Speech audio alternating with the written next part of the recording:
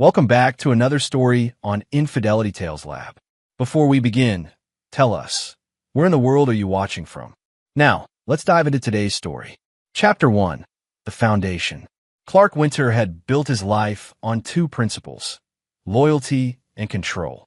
At 35, he commanded respect in the construction industry, having transformed his father's small contracting business into Winter and Associates, a multi-million-dollar empire specializing in luxury developments. His reputation was carved in steel and concrete, a man who delivered on promises and never forgot those who crossed him. Clark's marriage to Anna Adams had been a calculated alliance as much as it was love. Anna, 28, came from old money. The Adams family owned significant real estate throughout the state. Her inheritance would eventually merge with his business acumen, creating an unstoppable force. She was beautiful, intelligent, and carried herself with the grace expected of someone from her background. Their son, baby Marcus, had arrived 3 months ago, cementing what Clark believed was their perfect future. Anna had insisted on staying home to care for their child, and Clark had agreed, seeing it as another symbol of his success. His wife didn't need to work. But Clark's past had taught him that trust was a luxury he couldn't afford. His own father, Ernest Winter, had built the original Winter construction through backbreaking work, only to be betrayed by his business partner who had embezzled funds and disappeared. Ernest had died of a heart attack fighting the legal battles, leaving 16-year-old Clark to witness how betrayal could destroy everything. That experience had forged Clark into someone who planned for every contingency. He had installed discreet security systems throughout their home, monitored their finances obsessively, and maintained detailed records of everything. Anna thought it was his business mind. She had no idea it was his survival instinct. The baby's 3-month checkup was routine, or so Clark thought. Dr. Russell Riley had been their family physician for years, a man Clark trusted implicitly. When Dr. Riley's nurse, Valerie Bradshaw, called Clark into a separate room, her face was grave. "Sir, this is urgent," Dr. Riley said, his voice barely above a whisper. "Who usually takes care of your baby during the day?" "I work, so my wife watches him," Clark replied, confusion creeping into his voice. Dr. Riley lowered his voice further, glancing toward the door. "You need to leave that house now because your son shows signs of systematic neglect and possible sedation.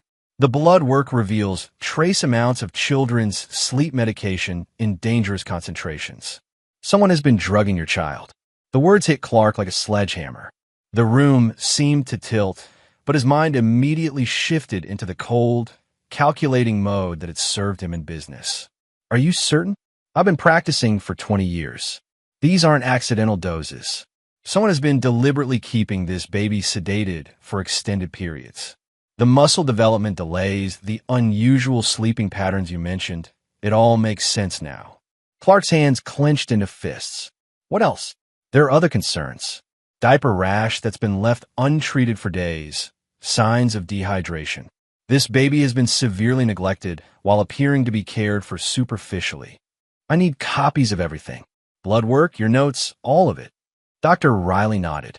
"I'm obligated to report this to Child Protective Services." "Give me 12 hours, Clark said, his voice deadly calm. "Then make your report." Dr. Riley studied Clark's face and nodded slowly. He'd known Clark since he was a teenager dealing with his father's death. He recognized the look in Clark's eyes. It was the same expression Ernest Winter had worn when he discovered his partner's betrayal. Clark left the medical office with copies of the blood work hidden in his jacket. His mind was already working, piecing together the signs he'd missed. Anna's insistence that the baby was a good sleeper. Her frequent naps during the day when he called home. The baby's unusual lethargy that she'd attributed to normal infant behavior. But who was she hiding the baby's condition from, and why? The answer began forming in Clark's mind, and it burned like acid. Instead of going home, Clark drove to his office and began making calls. His first was to Dennis Hyde, a private investigator who specialized in domestic surveillance. Dennis had worked several cases for Clark's business, investigating potential business partners and employees. "I need everything on my wife," Clark said without preamble. "Everything. Clark, are you sure about this? I've never been more sure of anything in my life. As Clark sat in his office that night, staring out at the city lights, he made a promise to himself and to his son. Whatever Anna had done, whoever she was protecting by drugging their child, they would all pay. And Clark Winter never forgot a debt. Chapter 2. The Discovery. Dennis Hyde's preliminary report arrived within 48 hours, delivered personally to Clark's office after hours. Dennis, a former police detective with 20 years of experience, had seen everything, but the photos he spread across Clark's desk made even him uncomfortable. Your wife has been leaving the house every day between 10 a.m. and 3 p.m., Dennis began, his voice professional but strained. She doses the baby with liquid sleep medication around 9:30, waits for him to become unresponsive, then leaves. Clark studied the photographs with the same detached focus he applied to construction blueprints. Anna leaving their home. Anna entering a downtown apartment building. Anna in intimate embraces with a man Clark recognized. Luther Lindsay, Clark said, his voice flat. You know him? Clark leaned back in his chair.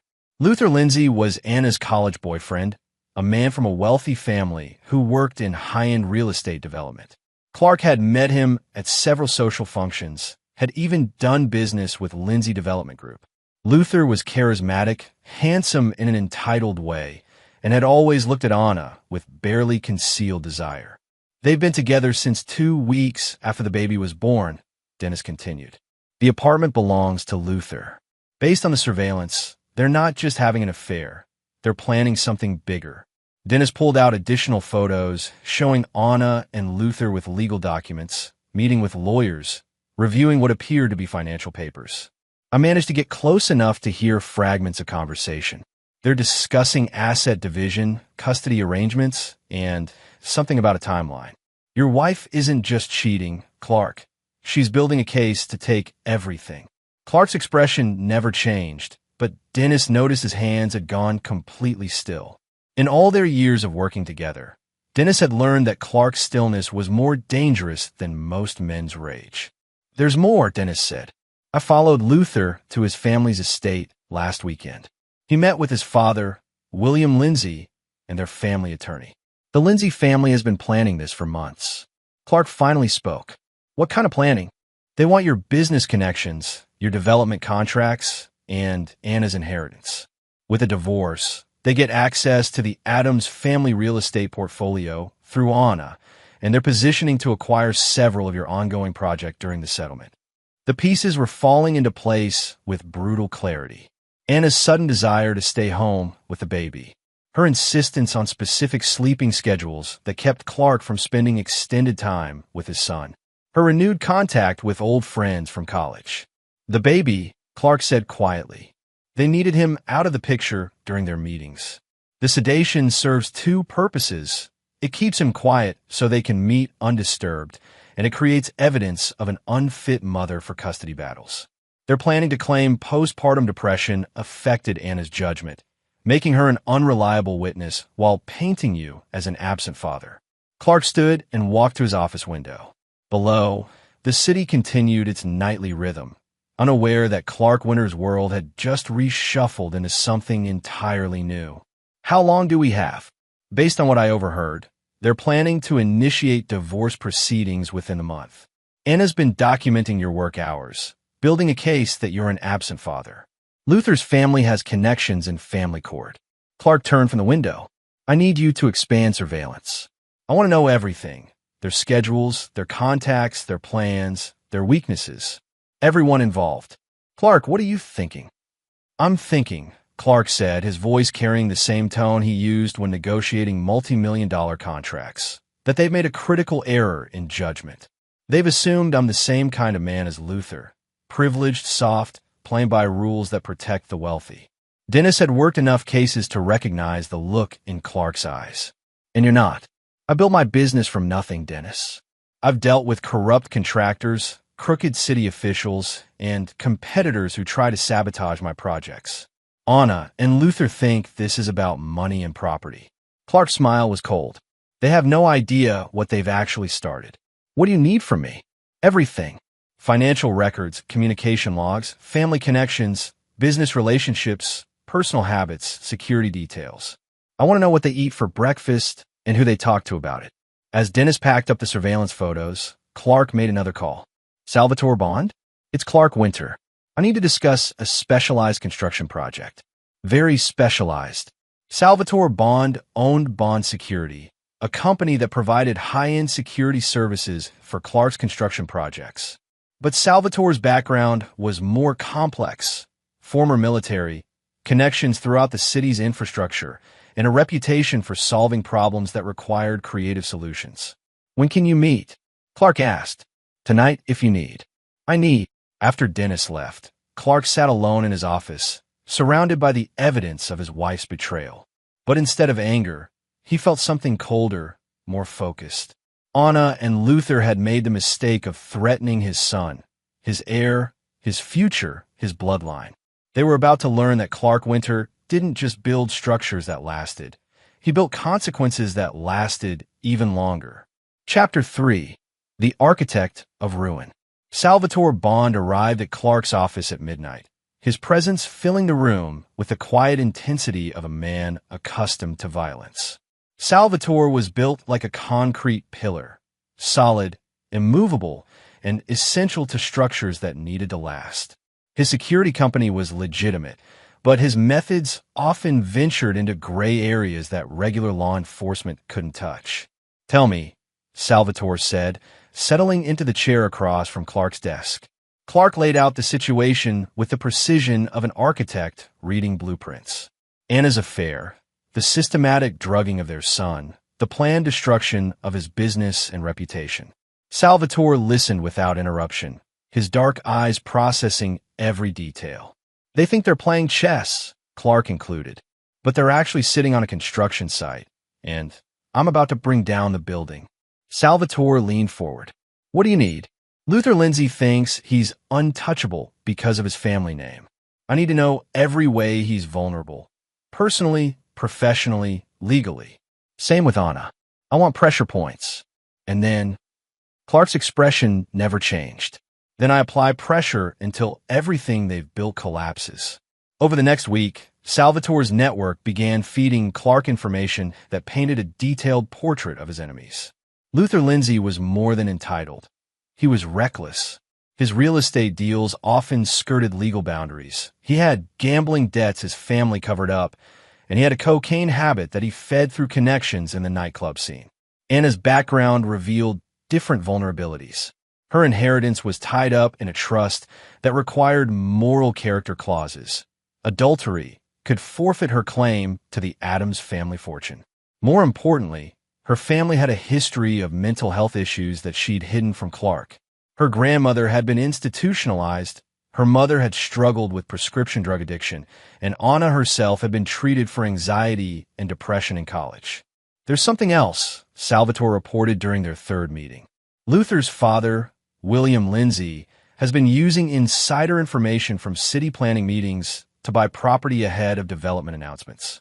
It's not technically illegal, but it's unethical enough to destroy his reputation. Clark absorbed this information like a computer processing data.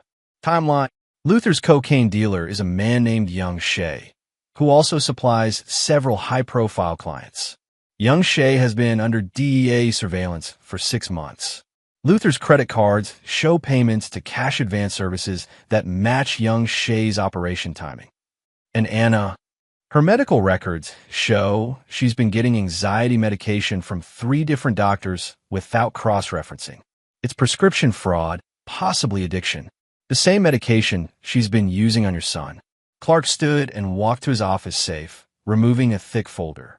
I've been documenting every aspect of our marriage, our finances, and our business relationships. Anna thinks I'm obsessive about record keeping. She doesn't realize I've been building a fortress. He spread documents across his desk. Financial records showing Anna's unexplained absences from their joint accounts. Security footage from their home showing her leaving during times she claimed to be caring for the baby. Medical records documenting the baby's unusual symptoms that Anna had attributed to normal development. She's been building a case against me, Clark continued, but she's also been creating evidence against herself. Every lie can be documented. Every deception can be proven. Salvatore studied the documents. You're not just planning to defend yourself. You're planning to destroy them. They threatened my son. They drugged an infant to facilitate adultery and theft. Clark's voice dropped to a whisper. There is no forgiveness for that. There's only consequence. What's the plan? Clark pulled out architectural drawings, but these weren't for buildings. They were flowcharts showing relationships, timelines, and pressure points. He'd approached his revenge like a construction project, with phases, milestones, and structural dependencies. Phase 1. Isolation. Luther's cocaine habit becomes public knowledge. His family's insider trading becomes a scandal. Anna's prescription fraud and adultery surface. Their support systems collapse. Phase 2. Financial pressure. Luther's debts are called in simultaneously. Anna's inheritance is challenged based on the moral character clauses. Their liquid assets are tied up in legal proceedings. Phase 3. Legal consequences. The evidence of child endangerment ensures Anna loses custody permanently. Luther's drug connections lead to criminal charges. Their reputations are destroyed beyond repair. Salvatore was quiet for a long moment. In Phase 4, Clark's smile was arctic. Phase 4 is when they realized that everything they thought they knew about Clark Winter was wrong. That the successful businessman they tried to manipulate was just the surface. Underneath is something much more dangerous. What do you need me to do? Young Shea is going to have a very bad week. His operation is going to be exposed, his client list is going to become public, and Luther Lindsay's name is going to be at the top of that list. That can be arranged.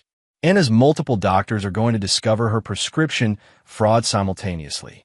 Her family's lawyer is going to receive detailed documentation of her adultery and child endangerment. Also manageable. Clark leaned back in his chair, and William Lindsay is going to find out that his insider trading activities have been documented and that evidence has been provided to federal investigators. Salvatore stood to leave, then paused. Clark, once this starts, there's no going back. These people are going to be destroyed. Good, Clark said simply. They should have thought about that before they threatened my son. As Salvatore left, Clark remained in his office, surrounded by the plans for his wife's destruction. He felt no anger now. Anger was a luxury he couldn't afford. What he felt was purpose, cold and focused, and absolutely certain. Anna and Luther had made the mistake of thinking Clark Winter was just another wealthy businessman who would accept being cheated and stolen from. They were about to learn that underneath the expensive suits and corporate success was something much older, much harder, and completely without mercy. The construction of their ruin was about to begin. Chapter 4. The demolition begins. The first crack in Luther Lindsay's world appeared on a Tuesday morning when young Shea was arrested during a federal drug raid. The DEA had received an anonymous tip about his operation, complete with detailed records of transactions, client lists, and distribution schedules. Luther's name appeared in those records 47 times over the past 6 months. Clark watched the morning news coverage from his office, sipping coffee as reporters detailed the extensive drug network serving wealthy clientele. Luther's photograph appeared on screen as a person of interest, though charges hadn't been filed yet. Clark's phone rang. Dennis Hyde. It's starting, Dennis reported. Luther's father is in emergency meetings with lawyers. Anna called Luther 6 times this morning. He's not answering. And Anna, panicking. She tried to reach her family lawyer, but he's in meetings with her trustees. The Adams family received a detailed report about her activities yesterday. Clark had personally delivered that report to Grace Adams Pugh, Anna's grandmother and the primary trustee of the Adams family fortune.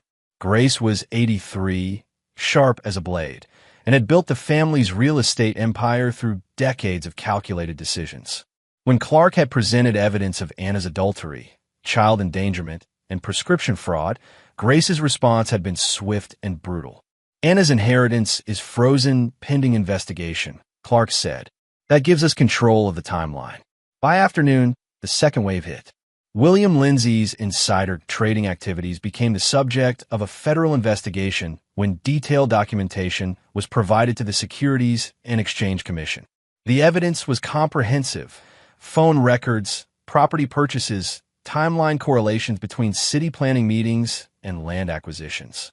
Luther's cocaine arrest became inevitable when young Shay, facing federal charges, provided full cooperation with investigators. The DEA raid on Luther's apartment yielded enough evidence to support trafficking charges, not just possession. Anna's prescription fraud unraveled when Dr. Riley contacted the state medical board about discrepancies in her medical records. 3 different doctors had prescribed anxiety medication without coordinating care, creating a pattern of drug-seeking behavior that extended to her treatment of the baby. Clark's phone buzzed with a text from Anna. "We need to talk." "Emergency." He ignored it. By evening, Clark was ready for phase 2. He drove home for the first time in a week, parking in the driveway of the house he'd bought for his perfect family. Anna's car was gone. She was probably with Luther, trying to manage the crisis they didn't yet understand was just beginning. Clark entered through the front door and headed straight to the nursery. Baby Marcus was awake, alert in a way Clark hadn't seen in months. The baby's eyes tracked movement normally, and when Clark picked him up, Marcus didn't immediately fall asleep.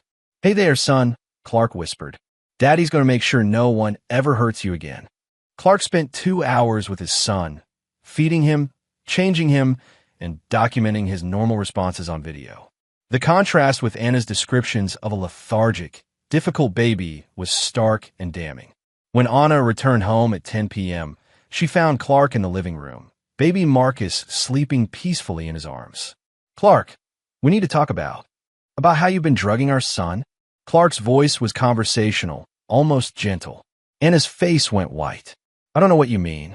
Dr. Riley explained everything. Blood work, medical records, the systematic sedation. "I know about Luther. I know about the affair. I know about your plans to destroy me and take everything." Anna's composure cracked. "It's not what you think. It's exactly what I think." Clark stood, still holding the baby. "You drugged our infant son to facilitate adultery and theft. You endangered a baby's life for sex and money." "I never hurt him. He was always crying, and you needed to meet your lover. So you poisoned our child." Anna's eyes darted around the room, looking for escape or explanation. "Luther and I, we're in love. We were together before you, and you decided to destroy our marriage through fraud, theft, and child abuse." "It's not fraud. The money is mine by right, and you never hear anyway." Clark's expression didn't change, but something in his stillness made Anna step backward. "Anna, you've made several critical errors in judgment. First, you assumed I was weak enough to be destroyed by your pathetic scheme. Second, you assumed I wouldn't discover your activities. Third, you assumed there would be consequences only for me." "What do you mean?" "I mean," Clark said, his voice dropping to a whisper, "that you and Luther have awakened something in me that neither of you were prepared to handle." Anna's phone buzzed. She glanced at it and paled further. "Luther's been arrested." "Yes. Federal drug charges. Cocaine trafficking. He's looking at 10 to 15 years. But this isn't supposed to. This is exactly what's supposed to happen when people threaten my family. Luther is finished. His father is facing federal investigation. You're about to lose your inheritance and your freedom. You can't do this. I'm your wife." Clark looked down at baby Marcus, who was sleeping peacefully against his chest. "You stopped being my wife when you drugged our son. Now you're just an enemy who happens to live in my house. I'll fight you. I'll take Marcus, and you'll do nothing." Clark's voice carried the authority of a man accustomed to being obeyed.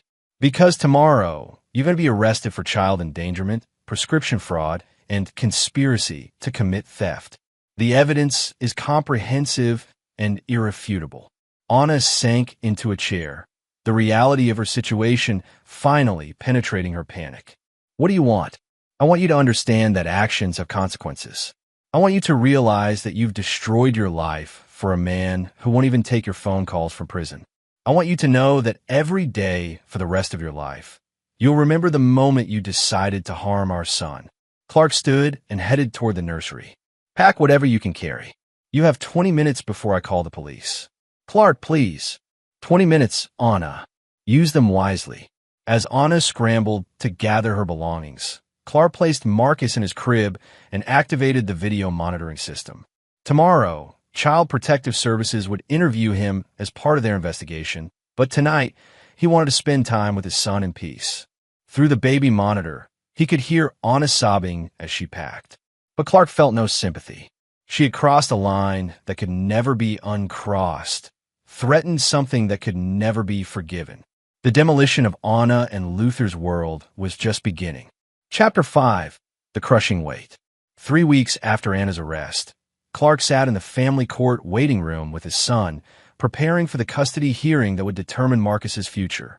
Baby Marcus had gained weight, his color had improved, and his development had accelerated once the systematic sedation ended. Dr. Riley's medical reports documented the dramatic improvement, creating a stark contrast with Anna's claims of postpartum depression affecting her judgment. Anna entered the courtroom in handcuffs, her appearance transformed by 3 weeks in county lockup. Her designer clothes had been replaced by an orange jumpsuit. Her carefully maintained hair hung limp and unwashed, and her eyes held the hollow look of someone whose world had collapsed completely.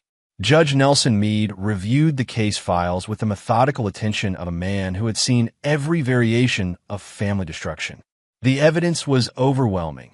Medical records showing the baby's systematic sedation, financial records documenting Anna's fraud, surveillance footage proving her abandonment of Marcus for extended periods. Mrs. Winter, Judge Meade said, "You stand accused of child endangerment, prescription fraud, and conspiracy to commit theft. How do you plead?" Anna's court-appointed attorney whispered urgently in her ear before she responded. "Not guilty, Your Honor." Clark's attorney, Eric Saunders, one of the state's most respected family law practitioners, methodically presented the evidence.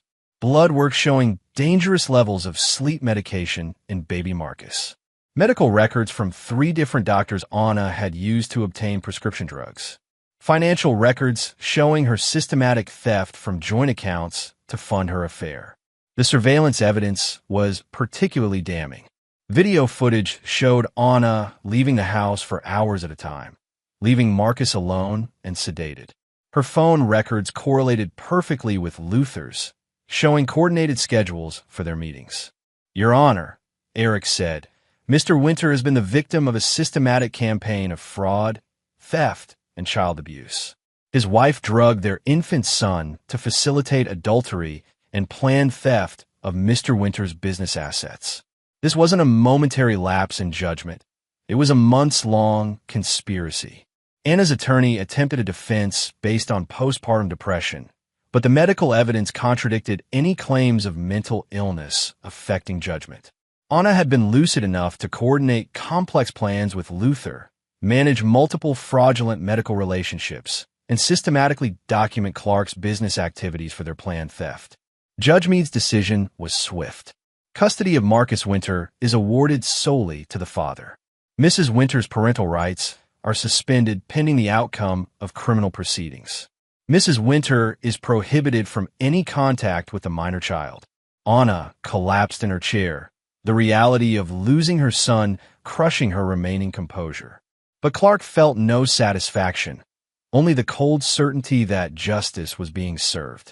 Outside the courthouse, Dennis Hyde was waiting with an update on Luther's situation. Federal prosecutors offered him a plea deal, Dennis reported. 20 years for full cooperation in his father's insider trading case. And he's refusing. His family's lawyers think they can beat the charges. Clark considered this information. Luther's refusal to cooperate meant he still believed his family's wealth and connections could save him. It was time to demonstrate how wrong he was.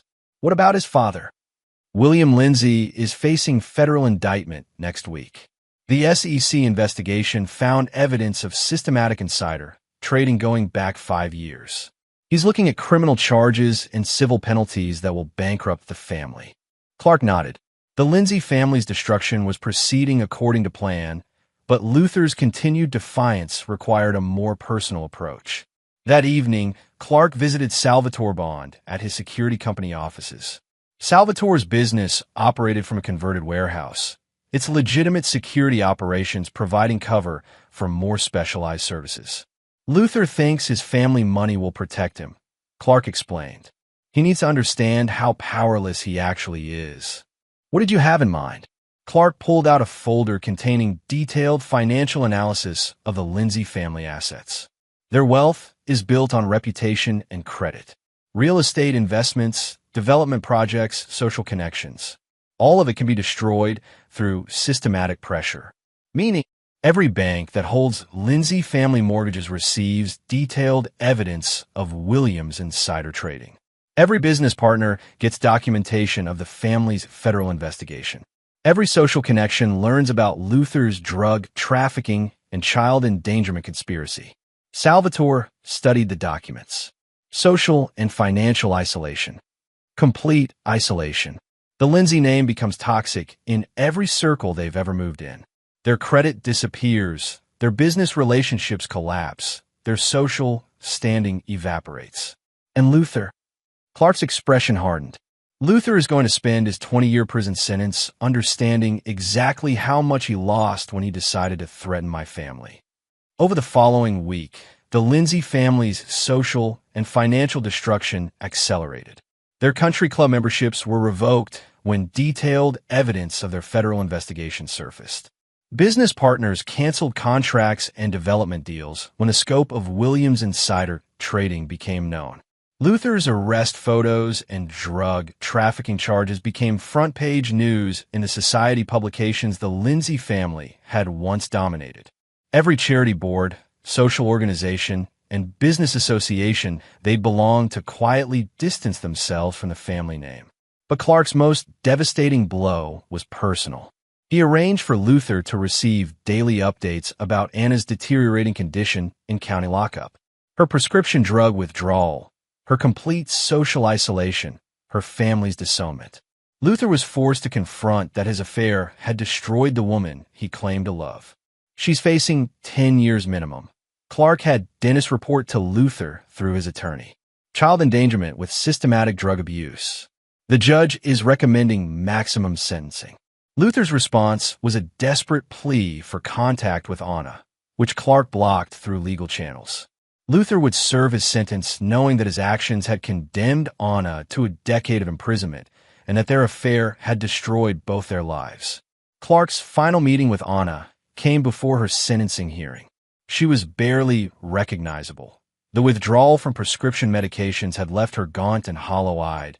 Her legal troubles had destroyed her family relationships, and the loss of Marcus had broken something fundamental in her spirit. "I want to see him," Anna whispered. "Just once. Please." Clark's expression was stone. "Marcus will grow up knowing his mother tried to poison him for sex and money. He'll never know your name. I made mistakes, but I love him. You drugged an infant. You endangered his life. You forfeited any claim to love when you chose Luther over your son's safety." Anna began sobbing, but Clark felt nothing. She had crossed a line that erased any possibility of mercy or forgiveness. "You'll serve your sentence knowing that every day you're imprisoned is a day Marcus grows stronger and healthier without you. You'll know that your choice is destroyed, not just your life, but Luther's life and your family's legacy." As Clark left the prison, he carried with him the satisfaction of absolute justice. Anna and Luther's world hadn't just collapsed. It had been systematically destroyed by someone who understood that some betrayals demanded complete and permanent consequences. Marcus was safe.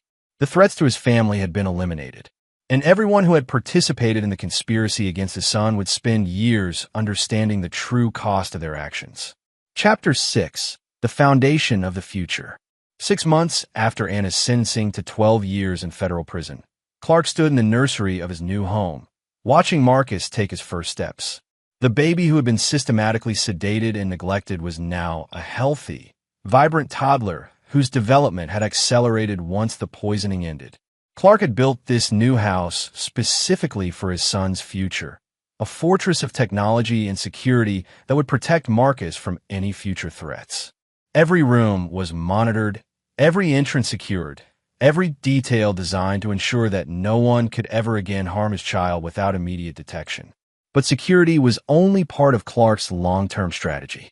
He was building something larger, a legacy that would protect Marcus and future generations of the Winter family from the kind of betrayal that had nearly destroyed them. Dennis Hyde arrived for their weekly security briefing, carrying updates on the continued destruction of Clark's enemies. Luther's appeal was denied, Dennis reported. He's serving his 20 years in federal maximum security. No possibility of parole before 15 years. And Anna? Medical reports indicate she's struggling with long-term health effects from prescription drug withdrawal. Her family has completely disowned her. The Adams Trust has been restructured to exclude her permanently. Clark nodded, absorbing the information without emotion. William Lindsay? Convicted on all federal charges. 15 years, complete asset forfeiture. The Lindsay Development Group has been liquidated to pay restitution. The family name is professionally dead. Clark picked up Marcus, who giggled and reached for his father's face. The contrast between this healthy, happy child and the sedated infant Anna had been maintaining was stark evidence of how close they had come to tragedy. There's something else, Dennis continued. Isabel Ewing from the prosecutor's office wants to meet with you. Isabel Ewing was the federal prosecutor who had built the cases against Luther and his father. Clark had worked with her extensively, providing evidence and testimony that had ensured their convictions. What does she want? She's building a task force focused on white-collar crime networks. She thinks your investigative work could be valuable for future cases. Clark considered this carefully. Working with federal prosecutors would provide him with resources and legal protection for future operations. It would also give him access to information about potential threats before they could develop. Schedule the meeting. That afternoon, Clark met Isabel Ewing at a secure conference room in the federal building. Isabel was in her 40s, with the focused intensity of someone who had built her career destroying criminals who thought wealth made them untouchable. Mr. Winter, Isabel began, your investigative work on the Lindsay conspiracy was exceptional. The evidence you provided was comprehensive enough to secure convictions without lengthy trials. I protect my family, Clark said simply. Whatever resources were necessary, I used them. We like to formalize that relationship. There are other networks like the Lindsays, wealthy families using insider information, prescription fraud rings, child endangerment cases hidden by money and social position. Clark leaned forward. What are you proposing? Consulting work. You'd have federal resources for investigations, legal protection for your methods, and access to intelligence about potential threats. In exchange, you'd help us build cases against networks that regular law enforcement can't penetrate. Why me? Because you understand how these people think, and you're willing to use methods that law enforcement can't officially employ. The Lindsay case showed that you can systematically destroy criminal networks through legal pressure, financial manipulation, and social isolation. Clark considered the offer. Working with federal law enforcement would provide legitimacy for his methods, while giving him resources to protect Marcus from future threats. It would also allow him to identify and eliminate dangers before they could develop. I'll consider it. That evening, Clark called Salvatore Bond to discuss the proposition. Federal consulting work, Salvatore mused. Legal cover for operations, access to intelligence networks, official protection for unconventional methods, and the ability to identify threats early, Clark added. If there are other networks like the Lindsays out there, I want to know about them before they can target my family. You're thinking long-term. I'm thinking about Marcus's future. I want him to inherit a world where the Winter name means something that can't be threatened or destroyed. Clark's phone buzzed with a message from his construction company foreman. A new project was ready to begin. The Winter Family Trust Building, a 20-story office complex that would house Clark's business operations and provide income for future generations. But this wasn't just a business venture. Clark was building an empire that would protect his bloodline from the kind of betrayal he'd experienced. Every business relationship would be carefully vetted, every employee thoroughly investigated, every potential threat identified and neutralized before it could develop. He was also planning Marcus's education, not just traditional schooling, but training in the kinds of skills Clark had used to destroy Anna and Luther.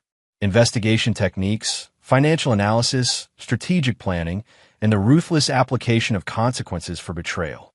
Marcus would grow up understanding that the world was full of people who would try to use him, steal from him, or harm him for their own benefit. But Marcus would also grow up with the tools and resources to destroy anyone who made that mistake. As Clark tucked Marcus into bed that night, he made a promise to his son that went beyond typical parental protection. "You'll never be vulnerable the way I was," Clark whispered. "You'll never trust the wrong people or assume loyalty where none exists. And anyone who tries to hurt you will learn what happened to the last people who made that mistake." Marcus smiled and reached for his father's hand, unaware that his future was being built on the systematic destruction of those who had threatened his safety. Clark's transformation was complete. The successful businessman who had once believed in loyalty and trust had become something harder, more dangerous, and absolutely protective of his bloodline. He had learned that in a world full of predators, the only safety came from being the most dangerous predator of all. The foundation for Marcus's future was built on the ruins of Anna and Luther's lives, and Clark intended to keep building until no threat could ever reach his family again. Chapter 7. The Network Expands. 2 years after Anna's conviction, Clark had transformed his role as federal consultant into something approaching legend among law enforcement circles. His methods for dismantling criminal networks were studied at FBI training seminars, and his success rate in building prosecutable cases was unprecedented. Marcus, now 3 years old, was developing into a sharp, observant child who already showed signs of his father's analytical mind. Clark had begun teaching him basic observation skills disguised as games, identifying inconsistencies in stories, recognizing when people were lying, understanding the importance of documentation and evidence. Isabel Ewing arrived at Clark's office for their quarterly review meeting, carrying files on their latest successful prosecution. "The Rollins prescription fraud network is completely dismantled," Isabel reported. 16 convictions, including 3 doctors and 2 pharmacy owners. Their operation was generating $2 million annually in illegal prescription sales. Clark reviewed the case summary. The Rollins network had been similar to Anna's operation. Wealthy individuals using multiple medical sources to obtain controlled substances, often to facilitate other criminal activities. Clark's investigation had systematically identified every participant, every transaction, and every vulnerability in their operation. "Mercedes Rollins is facing 25 years, Isabel continued. "Her medical license is permanently revoked, her assets are frozen, and her family's pharmaceutical business is under federal oversight." What about the connected networks? That's where it gets interesting. Mercedes Rollins had connections to Luther Lindsay's operation. They were sharing doctors and using similar prescription fraud techniques. "We're finding that these networks are more connected than we initially realized." Clark leaned back in his chair. This was the pattern he'd begun to identify through his federal consulting work. Wealthy criminal networks weren't isolated operations.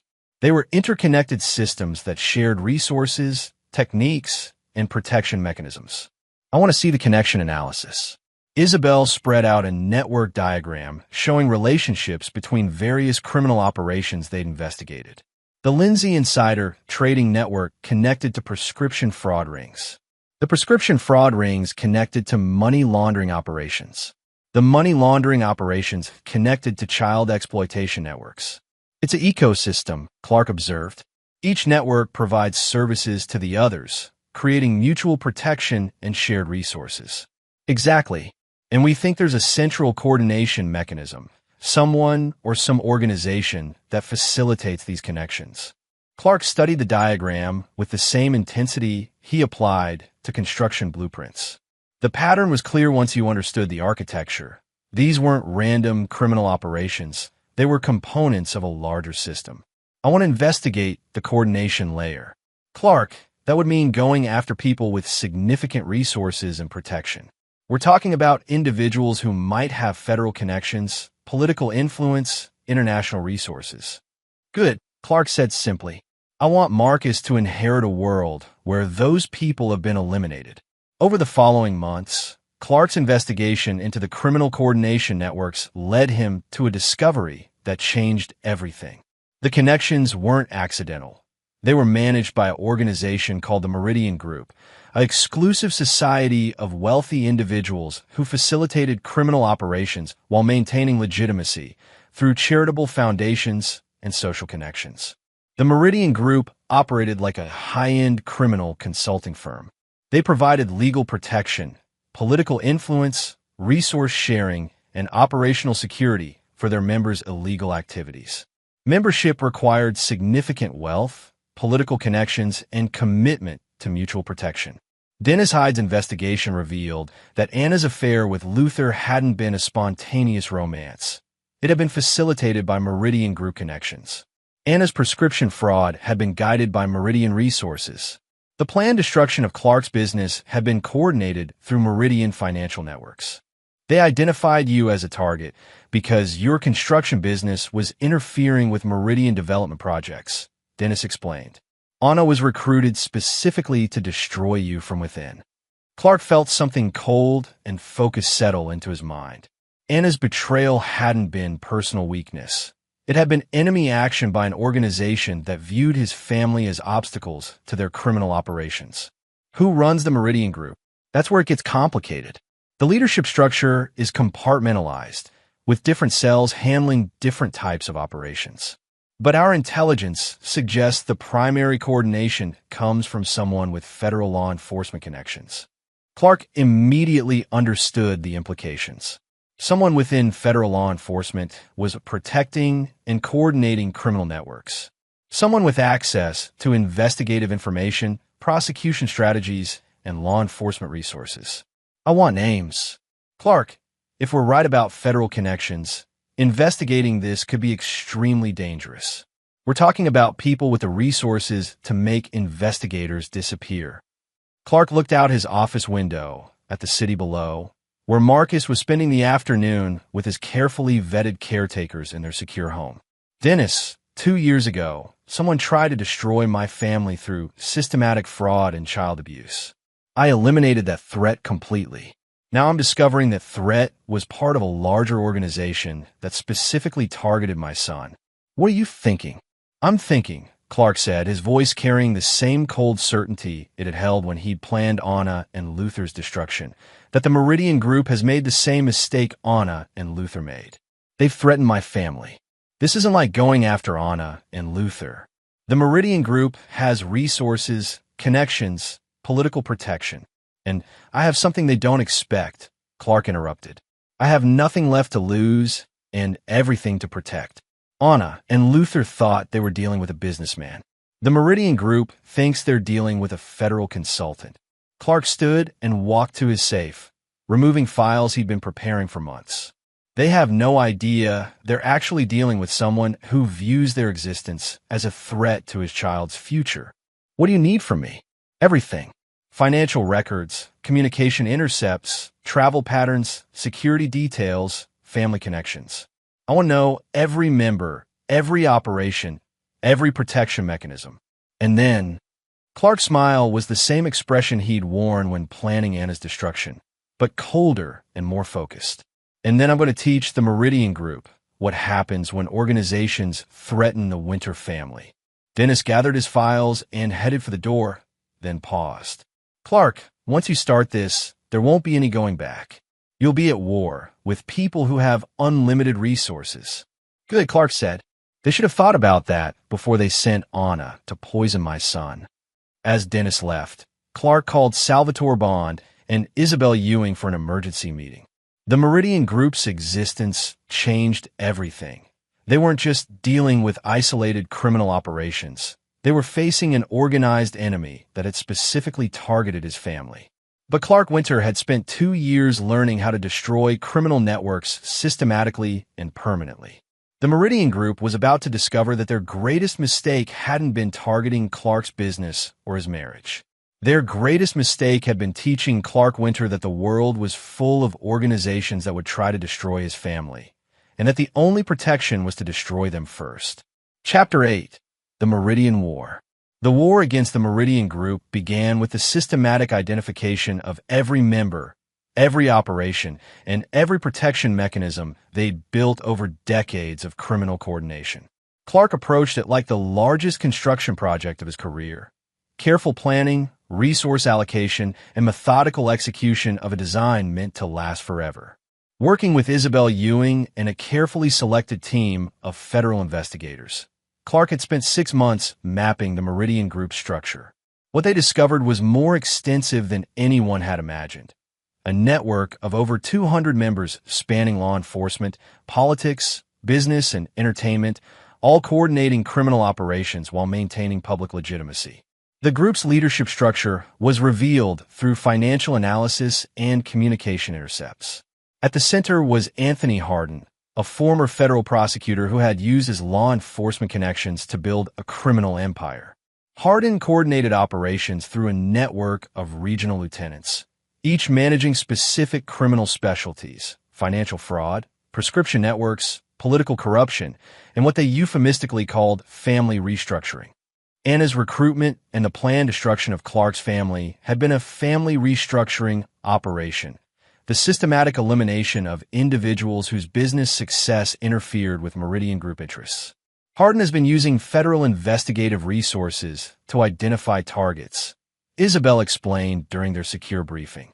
He accesses investigation files, prosecution strategies, and law enforcement intelligence to protect Meridian operations while targeting their enemies. Clark studied the organizational chart with the same focus he'd applied to Anna's destruction, but the scale was enormously larger. The Meridian Group had resources, political connections, and protection mechanisms that made Luther Lindsay's family wealth look insignificant. How do we dismantle something this large? We don't dismantle it, Clark said. We destroy it completely. Salvatore Bond had been recruiting resources for months, building a network of investigators, financial analysts, and tactical specialists. But this operation required something beyond Salvatore's usual capabilities. We need federal protection and legal authority, Salvatore reported. The Meridian Group has connections in local law enforcement, state politics, and federal agencies. Traditional investigation methods will be compromised. Clark had anticipated this problem.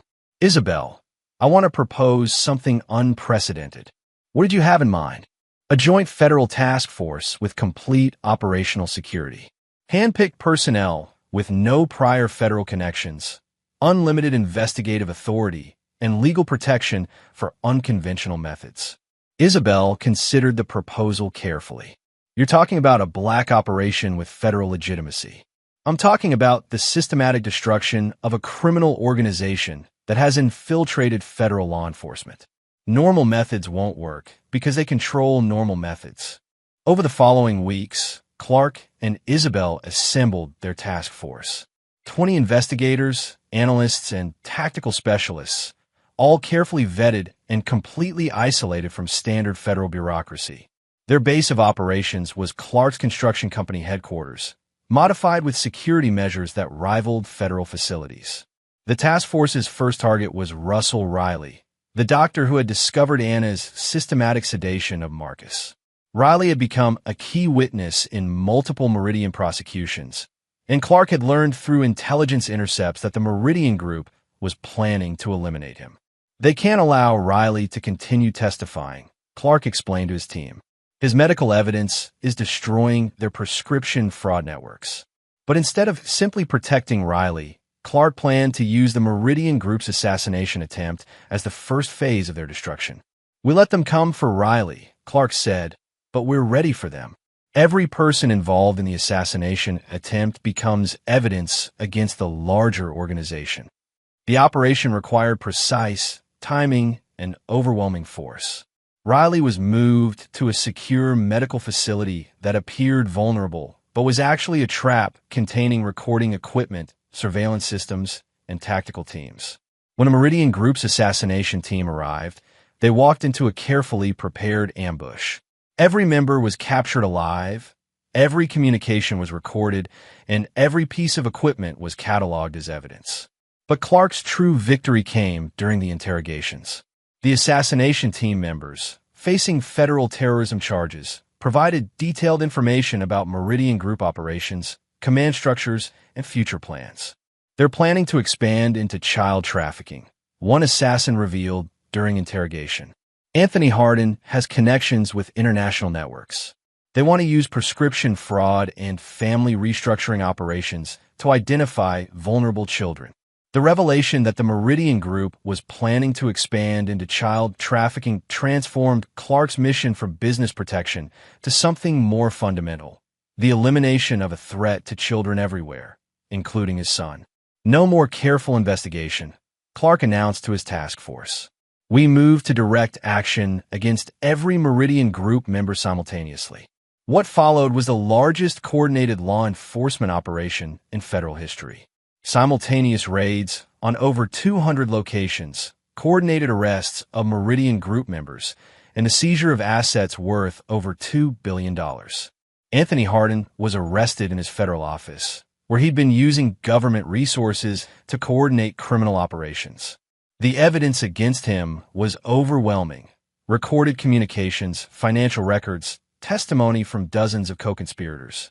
But Clark's personal satisfaction came from the arrest of Dr. Maurice Sanford, one of the doctors who had been providing Anna with prescription medications. Dr. Sanford had been recruited by the Meridian Group specifically to facilitate family restructuring operations through systematic child sedation. She was supposed to provide medical cover if your son had died from the sedation, Isabel reported.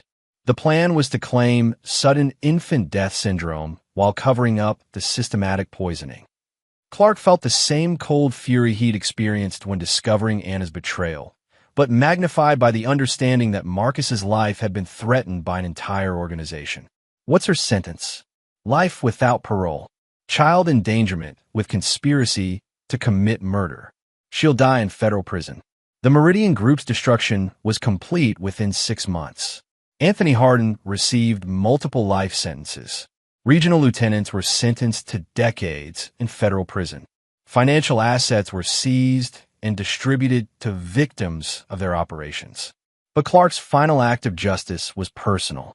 He arranged for Anna and Luther to learn, through prison communications, that their affair had been orchestrated by the Meridian Group as part of a plan to murder Marcus and steal Clark's business assets.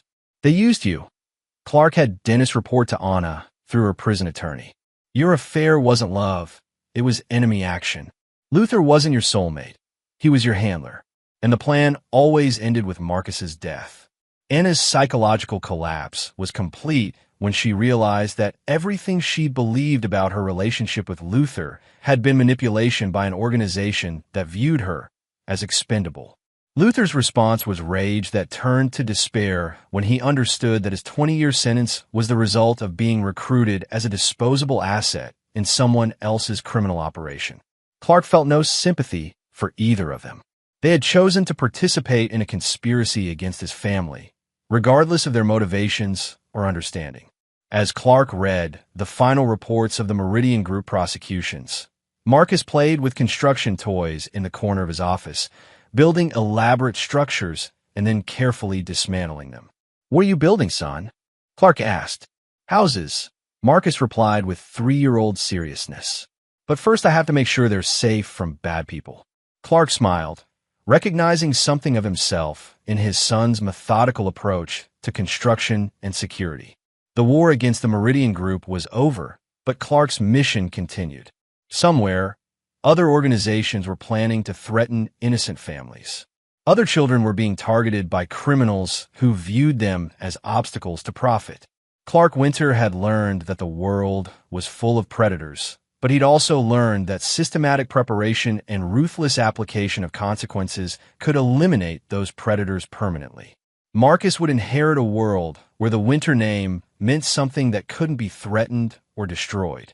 And anyone who forgot that lesson would learn what had happened to Anna, Luther, Anthony Hardin, and the Meridian Group. Chapter 9. The Legacy. 5 years after the destruction of the Meridian Group, Clark Winter stood in the boardroom of Winter and Associates, addressing a gathering of federal law enforcement officials, business leaders, and international investigators. The walls displayed photographs from dozens of successful operations, criminal networks dismantled, children protected, and threats eliminated.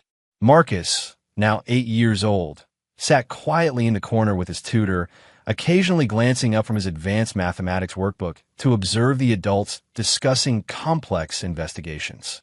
Clark had begun involving his son in appropriate aspects of their security operations, teaching him the importance of vigilance, preparation, and systematic thinking. The Winter Protocol, as federal agencies had named Clark's methodology, had become the standard approach for dismantling sophisticated criminal networks. The systematic identification of vulnerabilities, coordinated pressure campaigns, and complete elimination of threats had proven effective against organizations from international trafficking networks to domestic terrorism cells. Isabel Ewing, now director of the Federal Criminal Networks Task Force, presented their latest success statistics. Using Winter Protocol methodology, we've dismantled 43 major criminal organizations in the past 5 years, Isabel reported. Asset seizures have exceeded $8 billion, and we've prevented an estimated 1,200 serious crimes, including kidnapping, trafficking, and murder.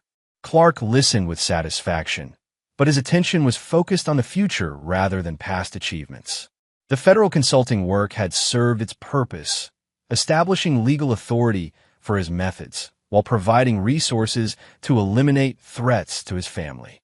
But Clark's long-term vision extended beyond law enforcement. He was building something larger and more permanent, a network of investigators, analysts, and tactical specialists dedicated to protecting innocent families from criminal organizations. The Winter Foundation operated as a charitable organization funding crime prevention programs, but its real purpose was the systematic identification and elimination of threats before they could develop. After the federal officials departed, Clark remained in the boardroom with Marcus, who had finished his mathematics assignment and was now studying surveillance footage from their latest investigation. "What do you see?" Clark asked his son. Marcus pointed to details in the footage that most adults would miss: timing patterns in the suspect's movements, coordination between different individuals, subtle communication signals between team members. "They're working together," Marcus observed, "but they don't trust each other. Look how they position themselves to watch each other while watching for threats." Clark nodded approvingly. Marcus was developing the analytical skills that would protect him throughout his life, but more importantly, he was learning to see the world as it really was, full of people whose loyalty couldn't be assumed and whose intentions required constant verification. What would you do about them? Marcus considered the question with the seriousness of someone much older. Document everything first. Find out who they work for and who they're planning to hurt. Then stop them before they can hurt anyone.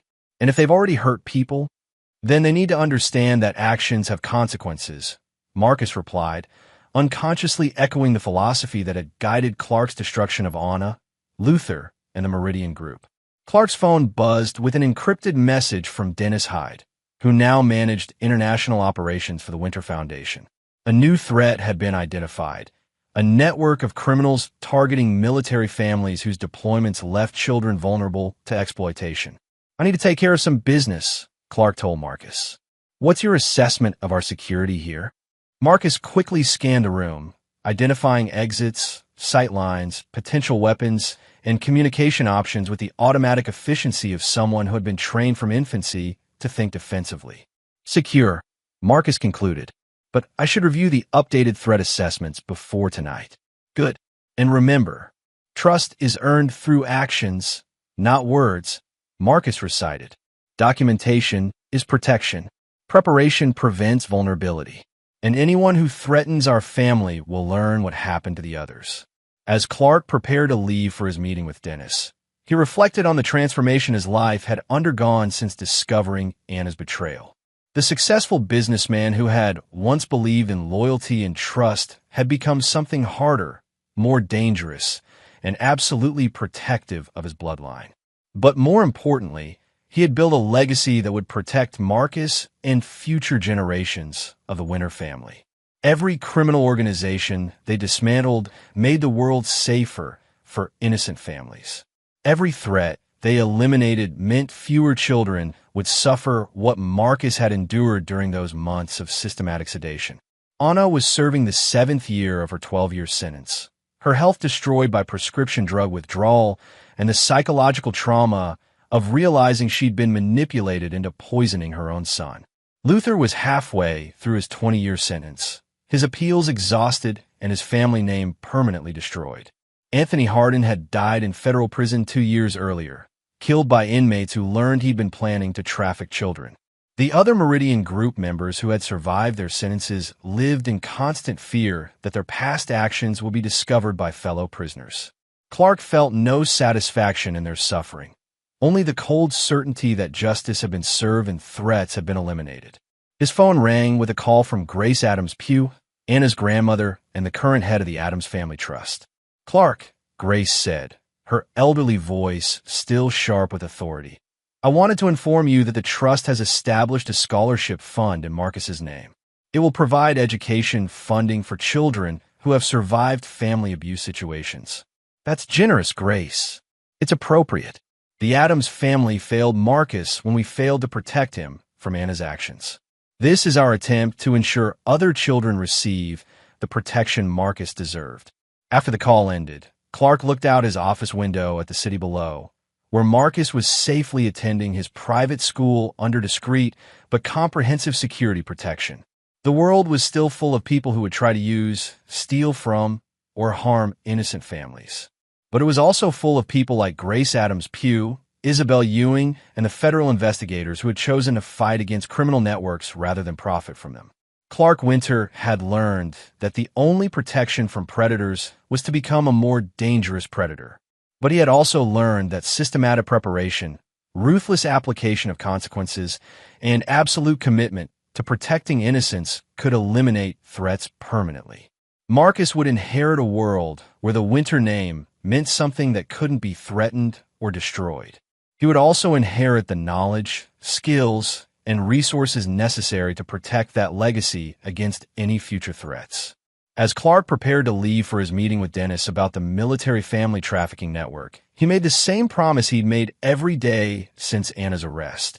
Anyone who threatened his family would learn what had happened to Anna, Luther, Anthony Hardin, and the Meridian Group. The Winter legacy was built on the systematic destruction of those who preyed on innocence, and Clark intended to keep building until no threat could ever reach his family again. Some betrayals could never be forgiven. Some actions demanded permanent consequences, and some legacies were worth any price to protect. Clark Winter had paid that price, and Marcus Winter would inherit a world made safer by his father's ruthless commitment to justice. And there you have it. Another story comes to an end. What did you think? I'd love to hear your thoughts in the comments below. If you enjoy this story, consider joining our community by subscribing. It means the world to us. For more stories like this one, check out the recommended videos on screen. And I'll see you there. Welcome back to another story on Infidelity Tales Lab. Before we begin, tell us, where in the world are you watching from? Now, let's dive into today's story. Chapter 1. The Making of a Warrior. Staff Sergeant Cole Mitchell learned early that loyalty was earned through blood and tested through fire. Growing up in the Rust Belt of Ohio, he watched his father work 3 jobs to keep their family afloat while his mother battled cancer. When she died during his senior year, Cole enlisted the day after graduation, carrying his father's final words, "Trust is a luxury, son. Never give it cheap." 8 years of military service had forged Cole into something harder than steel. 2 tours in Afghanistan, a Bronze Star, and a reputation for getting his men home alive had earned him respect throughout the 82nd Airborne. But it was during a brief leave in Charleston that he met Brenna Walsh at a beachside bar, her auburn hair catching the sunset like fire. Brenna came from old Southern money, the kind that whispered about lineage over mint juleps. Her father owned half the commercial real estate in Charleston, and she'd grown up believing the world owed her comfort. She was drawn to Cole's intensity, the way other men stepped aside when he entered a room. To her, he was an exotic rebellion against her predictable world of country club galas and debutante balls. Their courtship was a clash of worlds. Cole's idea of romance was teaching her to shoot at the range. Brenna's was weekend trips to Kiowa Island resorts.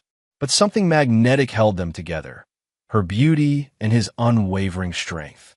When Cole proposed after a whirlwind 8-month romance, Brenna saw it as her chance to play the devoted military wife, a role that seemed romantic in theory. The twins, Emma and Luke, arrived 2 years later. Cole threw himself into fatherhood with the same intensity he brought to everything else. He built them a treehouse with his own hands, taught them to ride bikes in the base housing parking lot, and read them bedtime stories about brave knights and distant kingdoms. For 6 years, the Mitchell family looked picture-perfect. The decorated soldier, his beautiful wife, and their adorable children. But beneath the surface, cracks were forming. Brenna grew restless with the military lifestyle, tired of moving every few years, exhausted by the long deployments. She missed her daddy's money, the social status she'd sacrificed, and the attention she once commanded. Cole, focused on his career and providing for his family, missed the signs that his wife was drowning in a life she'd never truly wanted. As Cole prepared for his latest deployment to Jordan, a routine peacekeeping mission that should have been his easiest yet, Brenna was already making plans of her own. She'd been cultivating a friendship with Troy Daniels, a smooth-talking real estate developer who'd moved to their North Carolina-based town. Troy had charm, money, and most importantly, he was there while Cole was gone. The night before Cole's deployment, as he tucked the twins into bed, 8-year-old Emma looked up at him with eyes that mirrored his own. "Promise you'll come back, Daddy." "Always, sweetheart. Daddy always comes home." It was a promise he'd keep, though not in the way any of them expected. Chapter 2. The video that changed everything. 3 months into deployment, Cole's daily routine was military precision.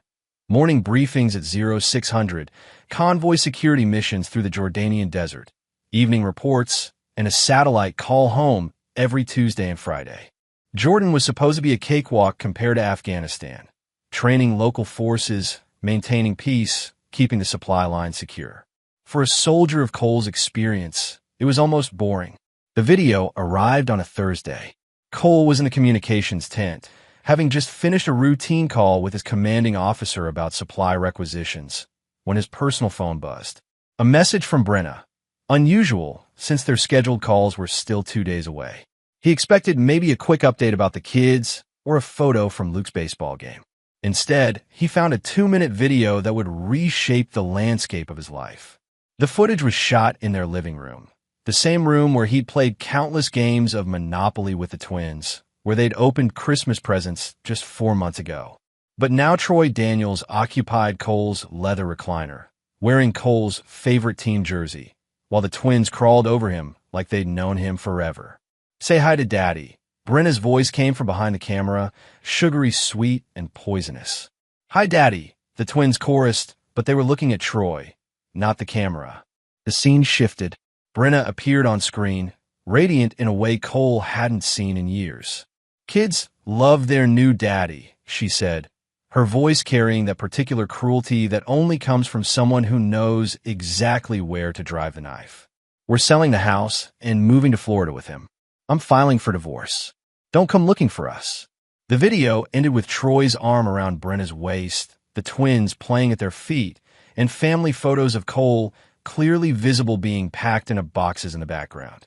Cole watched it 3 times before the rage hit. The communications tent suddenly felt like a cage. Cole's hands trembled, not with fear, but with a fury so pure it threatened to incinerate everything in its path. 8 years of marriage, 2 children, 3 deployments where he'd missed birthdays and holidays to serve his country, and this was his reward. He typed 2 words, "Take care." Then he forwarded everything to his lawyer. Master Sergeant Luis Vasquez found him an hour later, sitting in the dark outside his quarters, staring at the desert stars.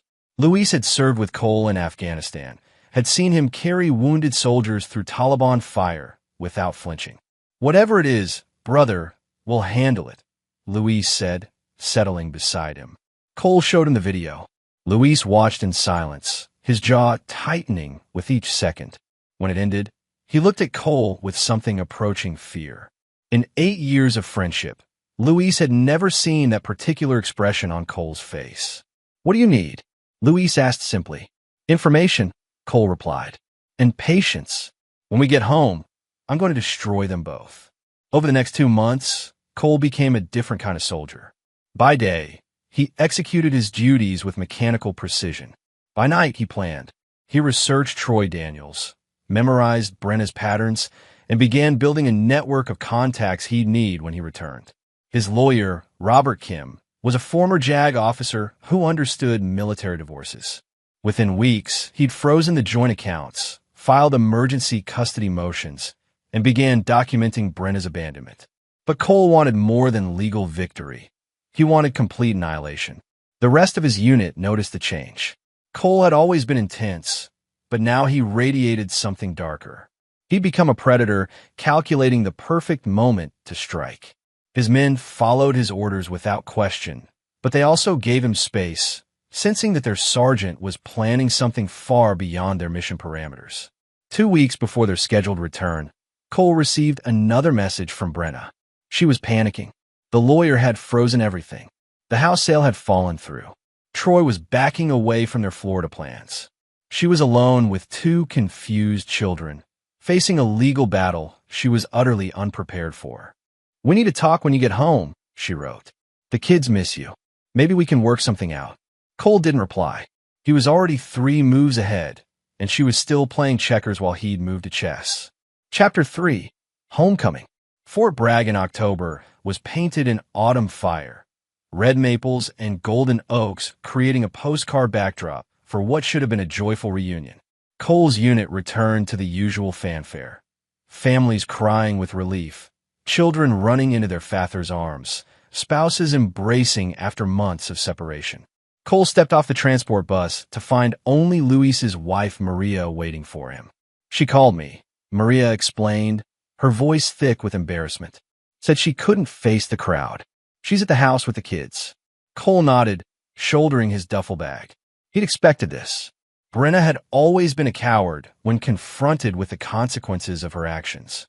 The 20-minute drive to their neighborhood felt like a tactical approach. Cole studied familiar landmarks with new eyes, cataloging sightlines, escape routes, and defensive positions. Old habits from Afghanistan, but useful for what was coming. Their house, the house he'd bought with his combat pay and signing bonuses, looked smaller than he remembered. Brenna's car was in the driveway, next to an unfamiliar BMW that Cole immediately recognized from his research as belonging to Troy Daniels. Bold. Stupid, but bold. Cole entered through the front door, his key still working despite everything. The house felt different, furniture rearranged, family photos removed, his presence systematically erased. He could hear voices from the kitchen, Brenna's nervous laughter mixing with a deeper male voice. He set his duffel bag down silently and moved toward the sound. They were sitting at the kitchen table, going through what appeared to be legal documents. Troy looked exactly like his photos, tall, soft around the middle, with the kind of fake confidence that comes from inherited money and never being punched in the face. Brenna had lost weight, her cheekbones sharp with stress, but she was still beautiful in that fragile way that had first attracted him. Neither had heard him enter. "The lawyer says we need to be careful about the custody arrangement," Troy was saying. "Military courts favor fathers, especially decorated ones. We might need to consider supervised visitation only." "He won't fight for them," Brenna replied, her voice carrying a certainty that made Cole's blood freeze. "Cole's career is everything to him. He won't want the hassle of single parenting. We just need to make it expensive enough that he'll give up. And if he doesn't..." Brenna's laugh was sharp as broken glass. "Then we disappear.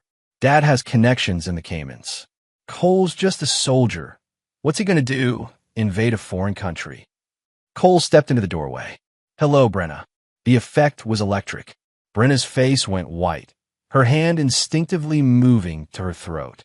Troy lurched to his feet, knocking over his chair, looking like a man who'd just realized he was standing in a tiger's cage. "Cole," Brenna stammered. "You're early. The kids are my sisters. You thought I'd call first?"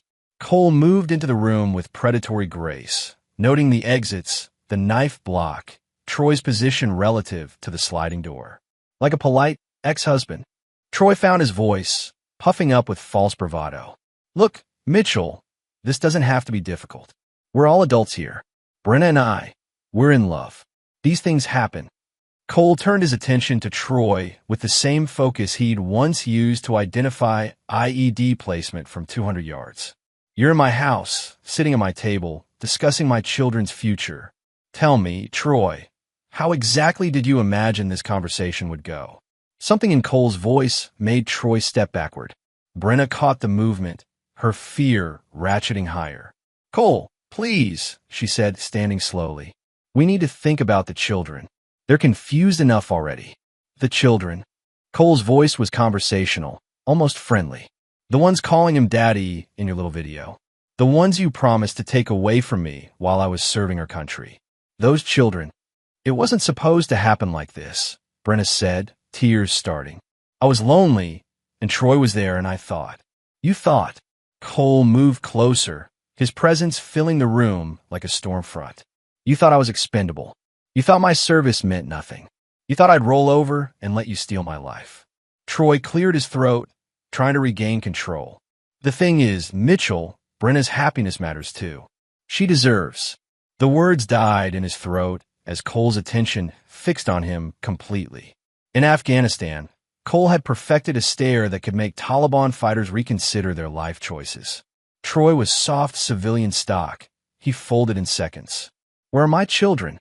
Cole asked quietly. "At my sister Rachel's," Brenna whispered. "In Wilmington." "They're safe, Cole." "I'd never." "You'd never what? Abandon them? Use them as weapons? Teach them to call another man daddy while their real father is overseas?" Brenna was crying openly now, her mascara creating dark tracks down her cheeks. "I'm sorry. I know it looks bad, but I can explain." "No," Cole said simply. "You can't." He walked to the refrigerator, noting the absence of his favorite beer, the presence of Troy's organic juice blends. On the front, held by magnets, were drawings the twins had made. Stick figures of a family, but the daddy figure had been crossed out and replaced with a new one labeled Troy. Cole removed one of the drawings, studying it with clinical detachment. "Tell me, Troy, what do you do for work?" The sudden change in topic threw Troy off balance. Real estate development. Commercial properties mainly. Successful. Very. I've got projects all over the Carolinas." Cole nodded thoughtfully. "And Brenna, how's your father's health these days?" Brenna's confusion was visible. He's fine." "What?" "Just catching up." Cole refolded the drawing and slipped it into his pocket. "I'll be collecting my children tomorrow. You have until then to decide how difficult you want to make this." He turned toward the door, then paused. "Oh, and Troy, you might want to check on that commercial development in Myrtle Beach. I hear there are some foundation issues developing." Troy's face went pale. "How do you—" But Cole was already gone, leaving them to wonder what he knew and what he was planning. He had 48 hours before his next move, and 8 years of tactical training to put to use. The war had come home, and Staff Sergeant Cole Mitchell was done playing defense. Chapter 4. Gathering Assets. Cole checked into a motel 6 miles from base, a nondescript place where he could think without the ghosts of his former life haunting every corner. The room was Spartan, exactly what he needed.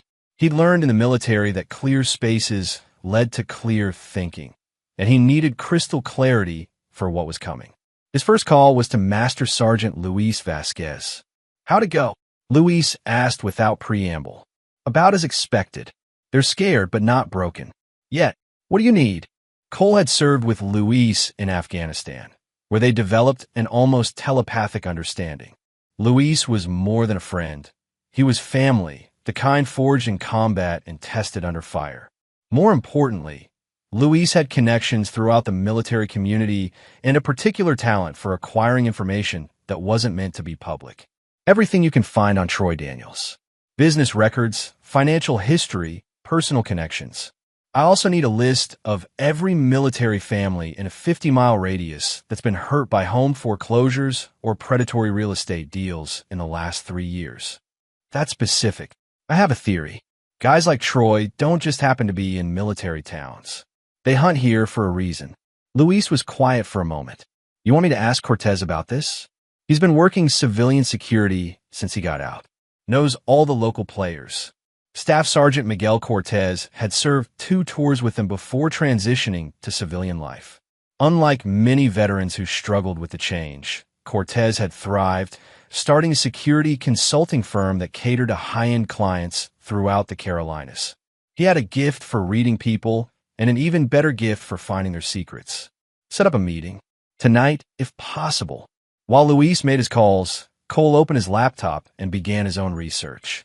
Military intelligence training wasn't just for foreign enemies. The same principles applied to domestic targets.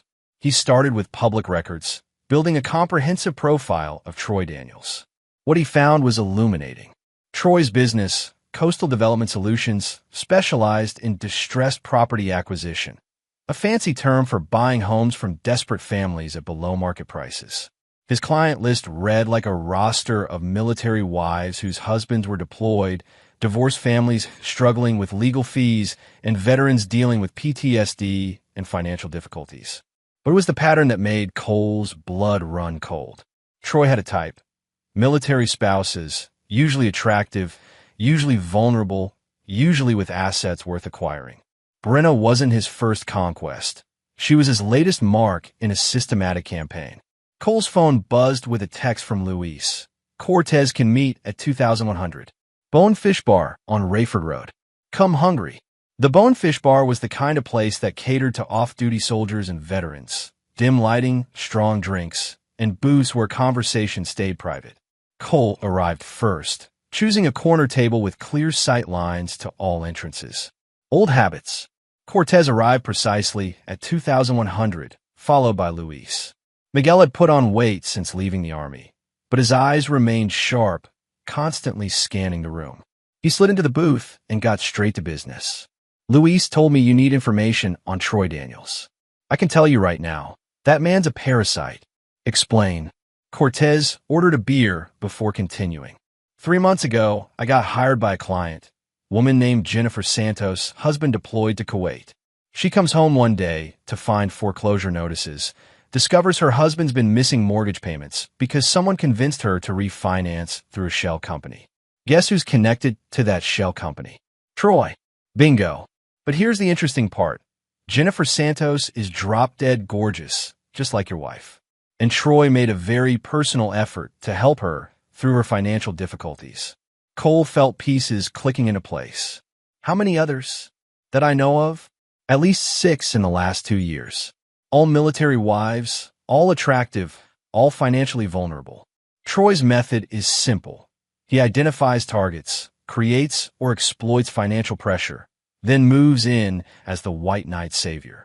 Sometimes it's romance, sometimes it's just business, but he always gets what he wants. Luis leaned forward. There's more. I talked to some guys in the 505th. Troy's been spotted at spouse support group meetings, deployment send-offs, any place where lonely military wives might be found. He's hunting. And the authorities? Cortez shook his head. Everything he does is technically legal. Aggressive, predatory, but legal. The man's smart. He always covers his tracks, always has plausible deniability. Cole absorbed this information, his mind already calculating angles of attack. What about his business? Weaknesses? Plenty. His success depends on maintaining relationships with local banks, city planning boards, and real estate agents. He's also leveraged to the hilt. Most of his properties are mortgaged through a web of shell companies. Cash flow problems could collapse his entire operation. And personally, Cortez smiled grimly. Troy Daniels is a coward who's never been in a real fight in his life. He surrounds himself with lawyers and accountants, but underneath all that money and bluster, he's soft. The kind of man who folds the moment someone pushes back harder than he's prepared for. They talked for another hour, Cortez providing details about Troy's associates, his typical operating procedures, and his known weaknesses. By the time they parted ways, Cole had the beginnings of a plan that would use Troy's own methods against him. But first, he needed his children. The drive to Wilmington took 2 hours, giving Cole time to think. Brenna's sister Rachel lived in a modest suburban neighborhood, the kind of place where military families often retired, close enough to the coast for fishing, far enough from base to feel civilian. Cole didn't approach the house directly. Instead, he parked 3 blocks away and waited. At 0730, right on schedule, the twins emerged for the school bus, wearing clothes he didn't recognize. They looked smaller than he remembered, more fragile, and something twisted in his chest watching them. At 0830, Rachel left for work. At 0900, the house was empty. Cole walked up to the front door and knocked. When no one answered, he used skills learned in urban warfare training to gain entry through a back window. He wasn't there to steal or damage. He was there to learn. The twins' temporary room broke his heart. His children were sleeping on air mattresses, their toys crammed into garbage bags, their lives reduced to whatever could be carried quickly. On the small desk, Emma had been writing in a diary with a pink pen. "I miss Daddy." One entry read, "Mommy says he doesn't want us anymore because we like Troy. But I don't like Troy. He smells funny and his hugs feel wrong. When is Daddy coming home?" Cole photographed the page, then several others, documenting his children's confusion and pain in Brenna's own daughter's handwriting. This wasn't just custody evidence. It was ammunition. He left the house exactly as he'd found it and drove back to North Carolina, his jaw tight with fury. Brenna had not only stolen his children, she'd convinced them he didn't want them. That particular cruelty demanded a response that went beyond legal remedies. His phone rang as he crossed the county line. Brenna's number. "Hello. Cole, we need to talk. The kids are asking questions I can't answer. Maybe we could work out some kind of arrangement." "What kind of arrangement?" "Visitation. Weekends, maybe." Troy's willing to be flexible. The casual way she mentioned Troy's flexibility regarding his own children sent ice through Cole's veins. How generous of him. "Don't be like that. We're trying to do what's best for everyone." "Are you?" "Because I just spent the morning reading Emma's diary. She thinks I abandoned her. She thinks you told her I don't want her anymore."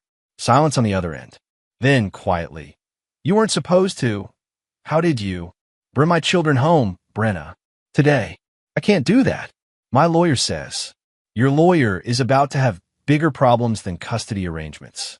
Bring them home, or I'll come get them myself." He hung up and immediately called his own attorney. Robert Kim was former military, a man who understood both the law and the unique challenges faced by service members. More importantly, he was prepared for war. "How did it go?" Kim asked. "She's using the children as weapons, trying to turn them against me. I have documentation." "Good. I've been busy too. Troy Daniels has some interesting business partnerships. Shell companies, questionable financing, several deals that skirt the edge of fraud. Nothing prosecutable yet, but enough to make him nervous. Keep digging. I want everything: business associates, financial records, personal habits. If he's done this to other military families, I want names and evidence." That might take some time. Cole stared out at the highway, thinking about Emma's diary, about his children sleeping on air mattresses, about Brenna's casual cruelty. Time's one thing I've got plenty of. Troy Daniels is about to learn the difference between fighting civilians and fighting soldiers. The pieces were in place. Now came the hard part: execution. Chapter 5, Building the Trap. Cole's motel room had been transformed into a makeshift command center. The walls were covered with photographs, timelines, and maps. To an outside observer, it might have looked like the obsession of a madman. To anyone with military intelligence training, it was a textbook operation planning center. 3 days had passed since his ultimatum to Brenna. She hadn't brought the children home, but she also hadn't fled, a sign that Troy was influencing her decisions. Good. Predictable enemies made better targets. Luis arrived at 0600 with coffee and intelligence updates. Cortez came through. "Troy's got a meeting today with Pinnacle Bank about refinancing his Myrtle Beach project. Same bank that holds mortgages on half the military housing in the area. Timing, 1000 hours. Downtown branch." Cole studied the bank's location on his map. "Perfect. What about the other thing?" Luis grinned. "Jennifer Santos is very interested in talking. Turns out she's been documenting Troy's activities since her foreclosure. She's got recordings, emails, financial documents, everything. Willing to go public. More than willing. She wants blood." Cole made a note on his timeline. "And Sergeant Williams?" "He's in. Lost his house to one of Troy's shell companies 6 months ago while he was in Iraq. Wife couldn't handle the stress, filed for divorce, took the kids to Oregon. He's got nothing left to lose.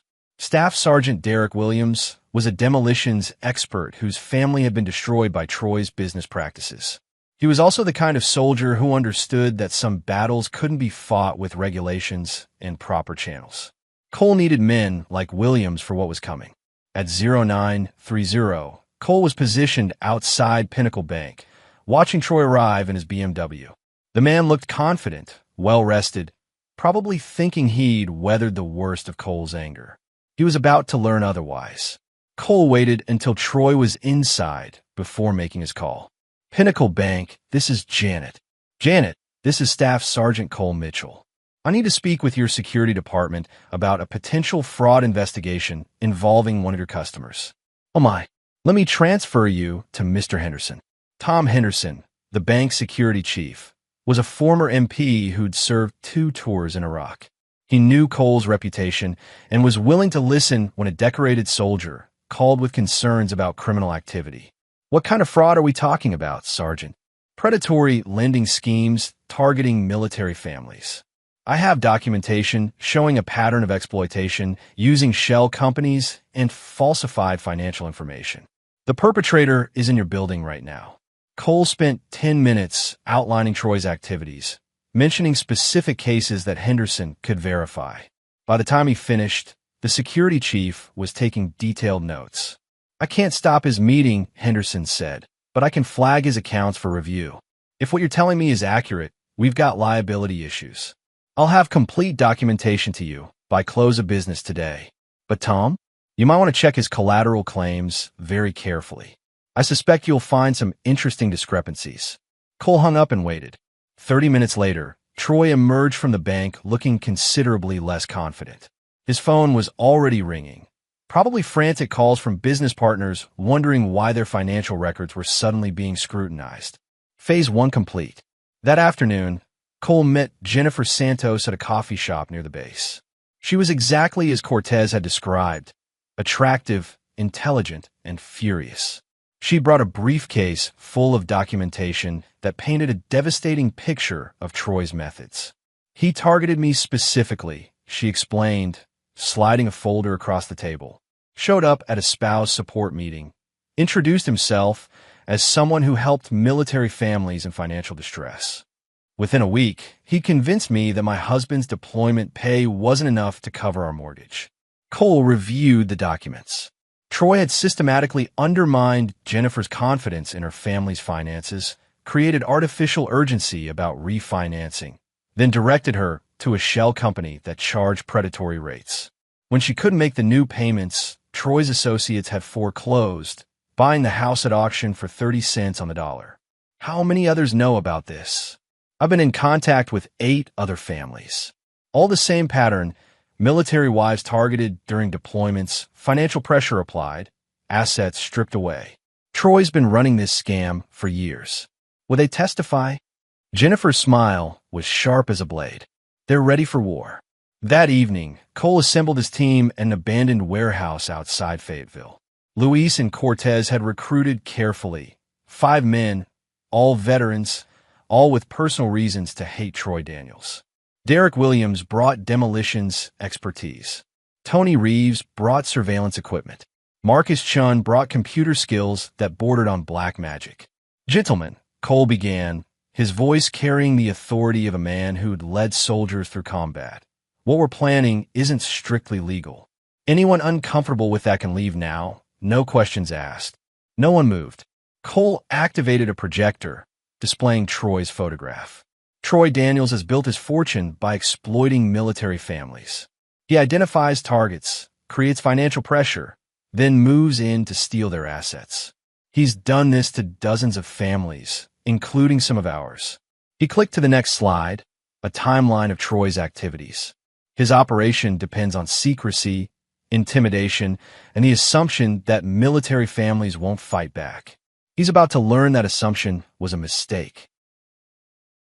The next slide showed a detailed map of Troy's business locations, residential address, and regular haunts. Our objective is simple: complete destruction of his operation and personal life. We're going to use his own methods against him, but we're going to be more thorough than he ever was. Williams raised his hand. Rules of engagement: Cole's expression hardened. No permanent physical harm unless he escalates first. Everything else is fair game. Financial ruin, professional destruction, personal humiliation, all authorized. Questions. Chin spoke up.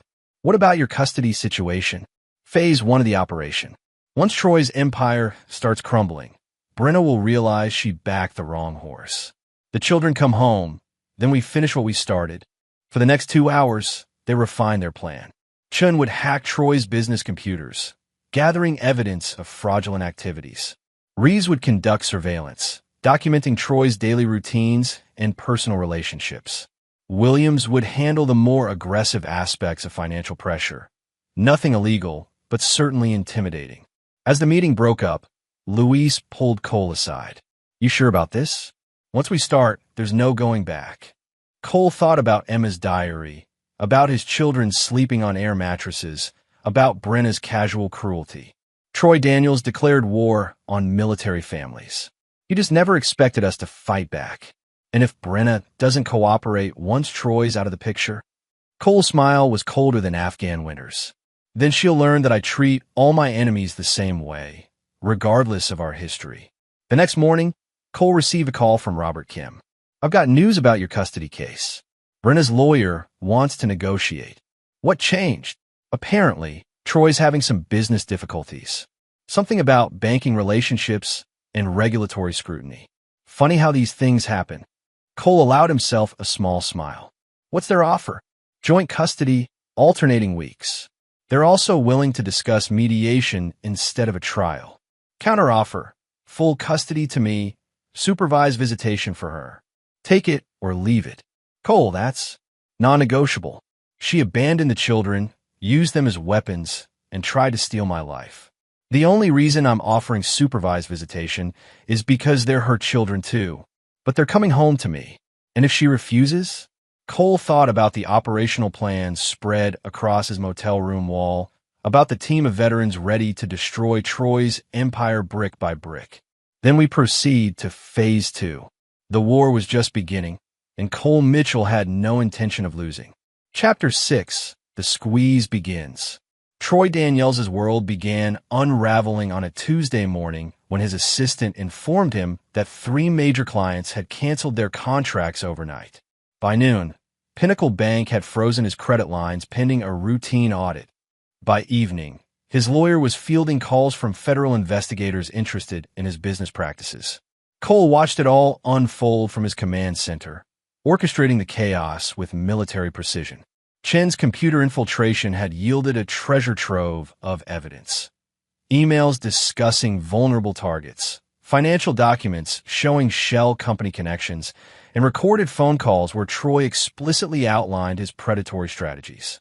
Bank records show he's leveraged beyond belief. Chen reported during their evening briefing. One major deal falls through, and his whole empire collapses like a house of cards. Williams nodded toward the surveillance photos spread across the table. He's starting to panic. Reeves caught him at 3 different bars yesterday, drinking heavily, making phone calls to people who aren't answering. What about Brenna? Luis asked. Cole pulled up the latest surveillance footage. She's scared. Troy told her his business difficulties were temporary, but she's not stupid. She's starting to realize she picked the losing side. As if summoned by their conversation, Cole's phone rang. Brenna's number. We need to talk, she said without preamble. Her voice was strained, exhausted. In person. About what? You know what? Troy's. His business is having problems. People are asking questions. I think maybe we should reconsider our arrangement. Cole let the silence stretch, letting her desperation grow. What kind of arrangement did you have in mind? The children. They miss you. Maybe it would be better if they came home while we figure things out. And Troy. A longer pause. That's complicated. Uncomplicated. I can't just walk away from him, Cole. It's not that simple. Cole's voice dropped to Arctic levels. You walked away from me easily enough. While I was serving our country, you made your choice. Now you want to renegotiate because your new boyfriend's empire is crumbling. It's not like that. It's exactly like that. You're a parasite, Brenna. You attach yourself to whoever can provide the most comfort, and when that runs out, you move on. The only difference is that this time, there are consequences. He hung up and turned to his team. She's breaking. Troy's probably promising her that his problems are temporary, but she's smart enough to see the writing on the wall. So what's our next move? Cortez asked. Cole studied the operational timeline on the wall. We accelerate the pressure. It's time Troy learned what happens when you attack a soldier's family. The next morning, Troy arrived at his office to find a crowd of protesters outside his building. Military spouses and veterans, organized by Jennifer Santos, carried signs reading, "Stop preying on military families," and "Troy Daniels, home thief." Local news crews were already on scene, interviewing the protesters about predatory lending practices. Troy tried to enter through the back entrance, but found his way blocked by Derek Williams and two other veterans. They weren't threatening. They didn't need to be. The message was clear. We know who you are, and we're watching. Inside his office, Troy discovered that his computer systems had been compromised by a security breach. His IT department was frantically trying to restore functionality, unaware that Sean was monitoring their every move from a van outside. At 1,400 hours, Troy received a call from his largest investor, Meridian Capital Group. "We need to discuss your portfolio." The voice was crisp, professional, concerned. "Some irregularities have come to our attention." Troy's hands began to shake. Meridian controlled 60% of his project financing. Without their backing, he was finished. "What kind of irregularities?" "The kind that require immediate clarification. We'll need to see all your books, all your client records, and detailed explanations for several questionable transactions. Our auditors will be there tomorrow morning." The line went dead. Troy stared at his phone, feeling his carefully constructed world crumbling around him. He'd built his empire on the assumption that his victims would suffer in silence, that military families were too proud or too busy to fight back. He'd never considered that someone might organize them into a weapon. His secretary's voice came over the intercom. "Mr. Daniels? There's a gentleman here to see you. Says he's from the IRS." Troy's blood pressure spiked. The IRS agent was polite, professional, and carrying a briefcase full of questions about Troy's tax filings over the past 3 years, particularly his deductions for business expenses that seemed unusually high for a real estate developer. "We've received some information suggesting possible irregularities," the agent explained. "Nothing formal yet, just some questions that need clarification." By the end of the day, Troy was drinking bourbon straight from the bottle, staring at financial documents that no longer made sense. His phone had stopped ringing, not because the pressure had eased, but because no one wanted to return his calls. At 2,100 hours, he received a text from an unknown number. "Tomorrow's Wednesday. Things will get worse. Much worse." A concerned veteran. Troy tried calling Brenna, desperate for some kind of support, but she didn't answer. He tried calling his lawyer, his accountant, his business partners. Voicemail, every time. He was alone, and he was starting to understand that this wasn't random bad luck. This was a coordinated attack. Meanwhile, Cole sat in his motel room, monitoring reports from his team. Everything was proceeding according to plan. Troy's business relationships were dissolving. His financial backing was evaporating, and his confidence was shattered. But the real test was yet to come. Cole's phone buzzed with a text from Brenna. "Can we meet tomorrow? I need to talk to you about the children." He typed back, "Parking lot of Emma's school. 1,500 hours. Come alone." The next phase of the operation was about to begin, and Cole Mitchell was ready to reclaim what had been stolen from him. Chapter 7. The Breaking Point. The parking lot of Pinehurst Elementary was nearly empty at 3 p.m. on a Wednesday. Cole arrived early, positioning himself where he could see all approaches.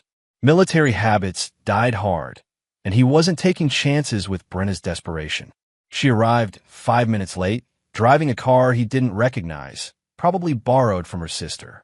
The BMW was gone, which told him everything he needed to know about Troy's current financial situation.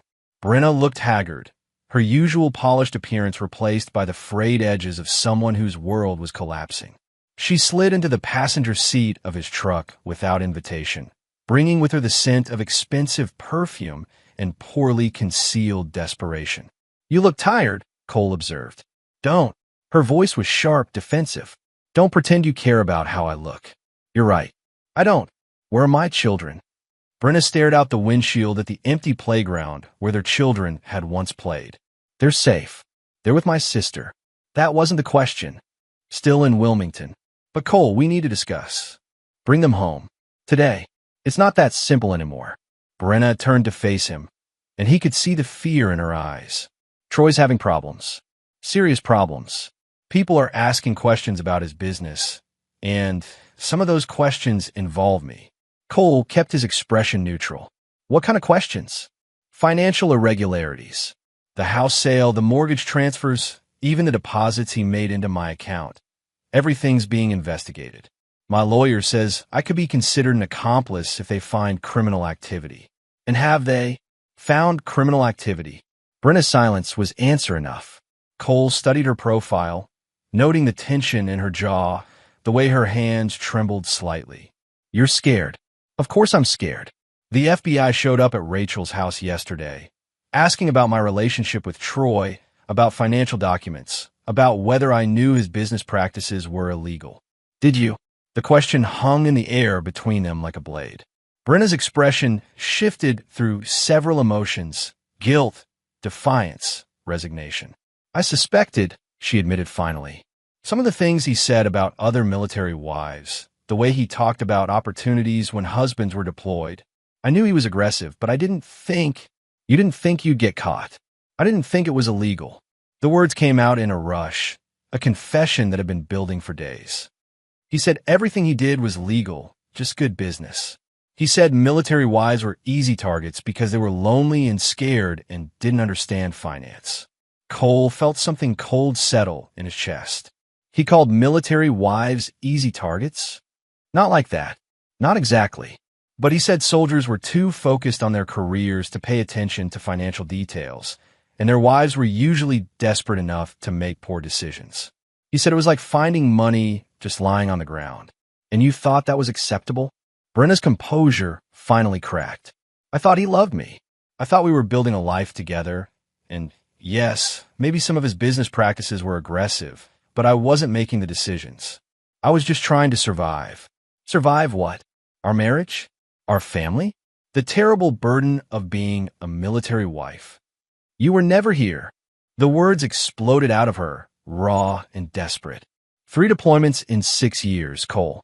3 times I had to raise our children alone, handle everything alone, while you were off playing soldier on the other side of the world. I was serving our country. I was providing for our family. You were abandoning us. Brenna was crying now, mascara running down her cheeks. Every time you left, I died a little more. Every night alone, every school play you missed, every birthday party where other kids asked where Daddy was, I was drowning, and you didn't even notice. Cole absorbed this, his tactical mind noting the way she shifted blame, made herself the victim of circumstances she'd chosen. So you decided to replace me. I decided to save myself. And yes, maybe I made poor choices, but I was desperate and lonely, and he was there, and he made me feel wanted. By helping him steal from other military families. I never stole anything. You provided him with insider information about military wives. You attended support groups and spouse events, identifying vulnerable targets. You were his recruiting arm. Brenna's face went white. How do you? No. Because I'm a soldier, Brenna. Intelligence gathering is what I do. I know about the Santos family, the Williams family, the Chun family. I know about the support group meetings you attended with Troy, the financial advice you gave to desperate wives, the referrals you made to his shell companies. I was trying to help them. You were feeding them to a predator. And when their husbands came home to find their lives destroyed, you felt what? Proud? Accomplished. Brenna doubled over as if she'd been punched, sobs shaking her entire body. I didn't know it would hurt people. I thought it was just business. Cole watched her break down with clinical detachment. This was what 8 years of marriage had reduced to: a woman who betrayed not just him, but his entire community, sitting in his truck crying about the consequences of her choices. Where are my children? He asked again. I can't just hand them over. The FBI is watching everything I do. If I suddenly change custody arrangements, they'll think I'm trying to hide assets. Then we have a problem. Cole, please.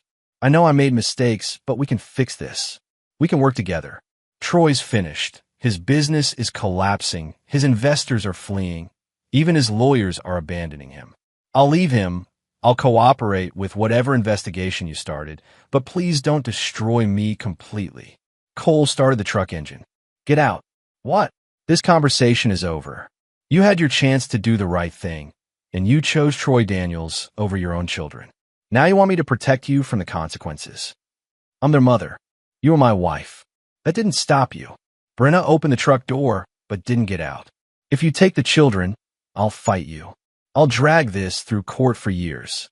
Cole's smile was arctic. With what money? Your boyfriend's empire is ashes. Your father's businesses are about to face regulatory scrutiny. Your sister's house is mortgaged through one of Troy's shell companies. How long before that gets called in? The color drained from Brenna's face. You wouldn't. I'm a soldier, Brenna. When someone declares war on my family, I don't just fight back. I destroy them completely. You wanted to play with predators? Welcome to the real jungle. She stumbled out of the truck, staring at him through the window with something approaching terror. Cole put the vehicle in drive and pulled away, leaving her standing alone in the empty parking lot. His phone rang before he'd gone 2 blocks. Luis, we've got a problem. Troy just showed up at your house with 2 men. Armed men. Cole's blood turned to ice. Brenna said the children are in Wilmington. Then what's he doing at your place? Cole accelerated toward home, his mind racing through possibilities. Troy was desperate, cornered, and running out of options. Desperate men did desperate things. ETA 7 minutes. Call the others. If Troy wants to escalate this, we'll accommodate him. The war was about to enter its final phase, and Cole Mitchell was ready to finish what Troy Daniels had started. Chapter 8. The Reckoning. Cole approached his house with tactical precision, parking 2 blocks away and advancing on foot through his neighbor's backyard. The presence of armed men changed everything. This was no longer about business rivalry or custody disputes. This was about survival. Troy's BMW sat in the driveway next to a black SUV with tinted windows. Through his bedroom window, Cole could see shapes moving inside his house. His training kicked in automatically. Assess threats, identify escape routes, neutralize hostile forces. His phone buzzed with a text from Luis, in position. Chin his eyes on the back. Williams covering the side street. Give us the word. Cole crept closer, using the fence line for concealment. Through the kitchen window, he could see Troy pacing frantically while 2 men in suits searched through his belongings. They weren't law enforcement. Their movements were too aggressive, too invasive. These were private security, the kind hired to intimidate rather than arrest. Another text, this time from Chin, recognized one of the guys. Marco Vega, enforcer for Meridian Capital. The others probably similar. Cole's jaw tightened. Meridian Capital, Troy's primary investor, the company that had frozen his accounts. This wasn't about custody or personal revenge anymore. Troy owed serious money to serious people, and he was desperate enough to involve Cole's family in his mess. Cole's phone rang. Troy's number. I know you're out there. Troy's voice was shaking, barely controlled. We need to talk. About what? About the fact that you destroyed my life over a woman who never loved you. Cole moved closer to the house, noting the angles and positions of the men inside. Brenna made her choice. You both did. You don't understand. Meridian Capital wants their money back. $30 million that I don't have because your little war destroyed my business. They think I'm hiding assets, and they want to discuss my family connections. Your family connections are none of my concern, aren't they? Troy's voice carried a desperate edge. See, I've been telling them about my relationship with a certain military wife, about joint accounts and shared assets, about property transfers that might be reversed if the right pressure is applied. Cole felt ice form in his veins. If you're threatening my children, I'm not threatening anyone. I'm explaining reality. These men want to recover their investment, and they're very creative about finding hidden assets. Military benefits, combat pay, death benefits, all potentially recoverable if they can prove fraud or conspiracy. Cole could see Troy through the window now, phone pressed to his ear, gesturing wildly to the men who were dismantling his living room. The men who were searching for evidence that could tie Cole to Troy's fraudulent schemes. Here's what's going to happen, Troy continued. You're going to call off your dogs. You're going to fix what you broke. And you're going to help me explain to these gentlemen that your family has nothing to do with my business difficulties. And if I refuse, then Meridian Capital discovers that a decorated military officer has been conducting vigilante operations against legitimate businessmen.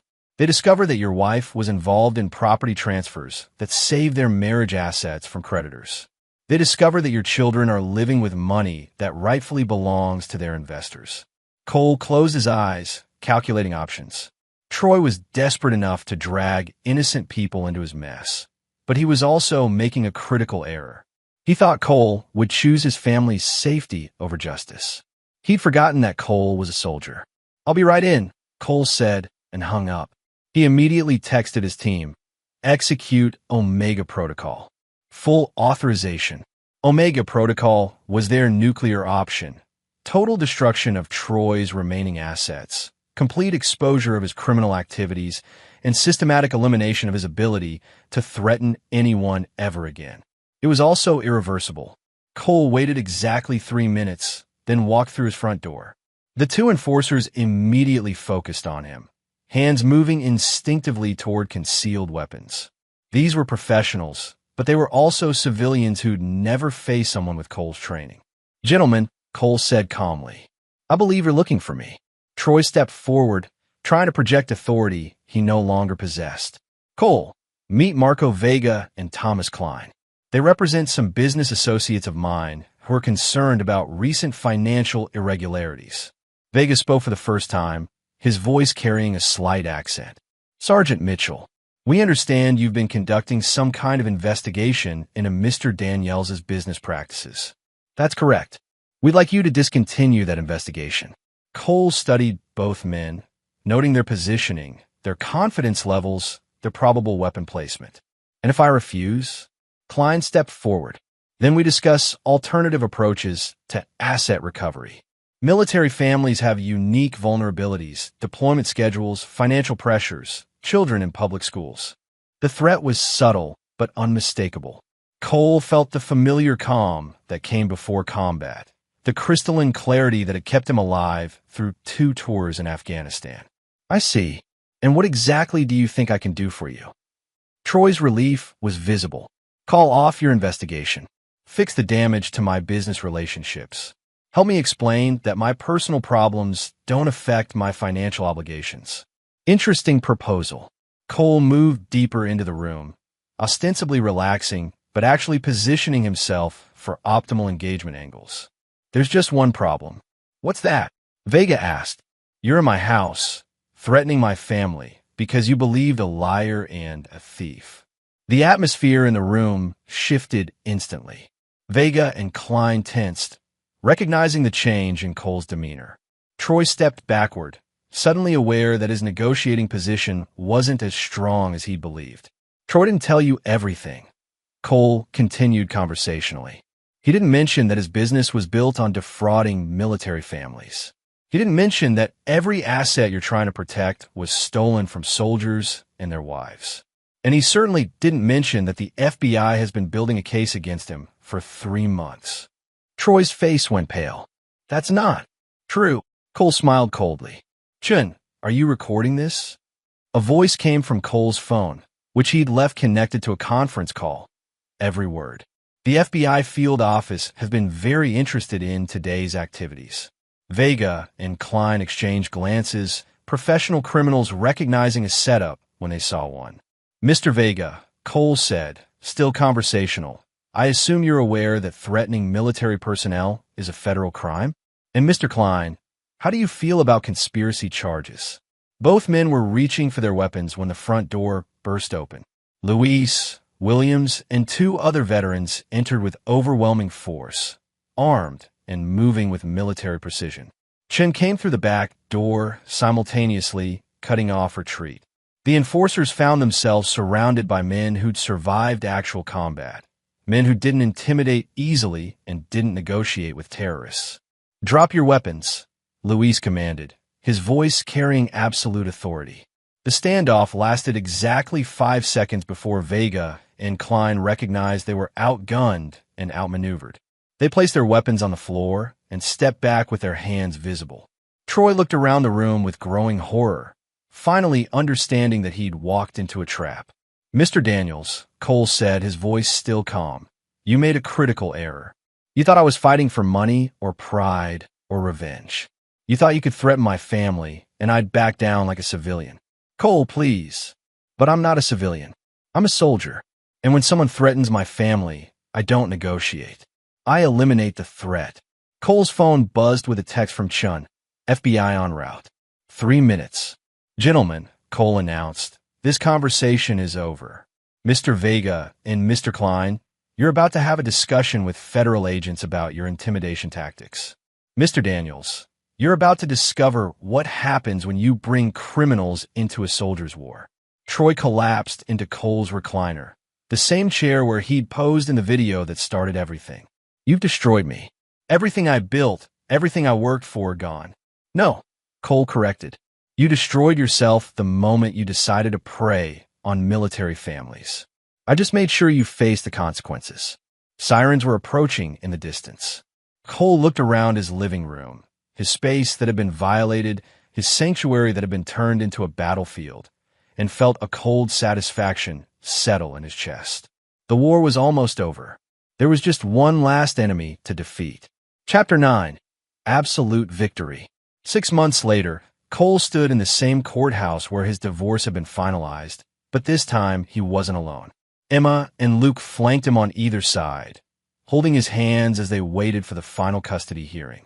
The children had been home for 4 months now, and the change in them was remarkable. They were laughing again, sleeping through the night, calling him Daddy instead of by his first name. Brenna sat across the courtroom with her court-appointed attorney, a tired-looking public defender who'd drawn the short straw. She looked smaller than Cole remembered, diminished by months of legal battles and financial ruin. The designer clothes were gone, replaced by department store business attire. The confidence that had once defined her had been stripped away layer by layer. Troy Daniels wasn't in the courtroom. He was in federal prison, serving a 10-year sentence for wire fraud, conspiracy, and racketeering. The FBI investigation that Chun had referenced during their confrontation had been very real. Cole's team had simply accelerated the timeline and provided additional evidence. Meridian Capital had cut all ties with Troy the moment federal charges were filed, leaving him completely alone to face the consequences of his actions. The enforcers, Vega and Klein, had received 5-year sentences for intimidation and conspiracy. Their cooperation with federal investigators had reduced their sentences, but it had also provided prosecutors with detailed information about Troy's entire criminal network. "All rise," the bailiff announced. The Honorable Judge Patricia Hawkins presiding. Judge Hawkins was a veteran herself, former Navy JAG, and she made it clear during preliminary hearings that she had little patience for parents who used children as weapons in their personal wars. "Be seated," she said, reviewing the file before her. "We're here today for a final custody determination in the matter of Mitchell versus Mitchell. I've reviewed all the evidence, testimony, and recommendations. Before I make my ruling, I want to address something directly." She looked first at Cole, then at Brenna. "This case has involved some of the most disturbing behavior I've seen in 20 years on the bench.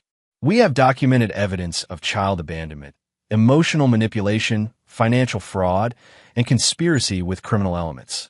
We also have evidence of a military father who served his country honorably while his family was systematically destroyed by predators." Brenna's attorney started to speak, but Judge Hawkins held up a hand. "I'm not finished.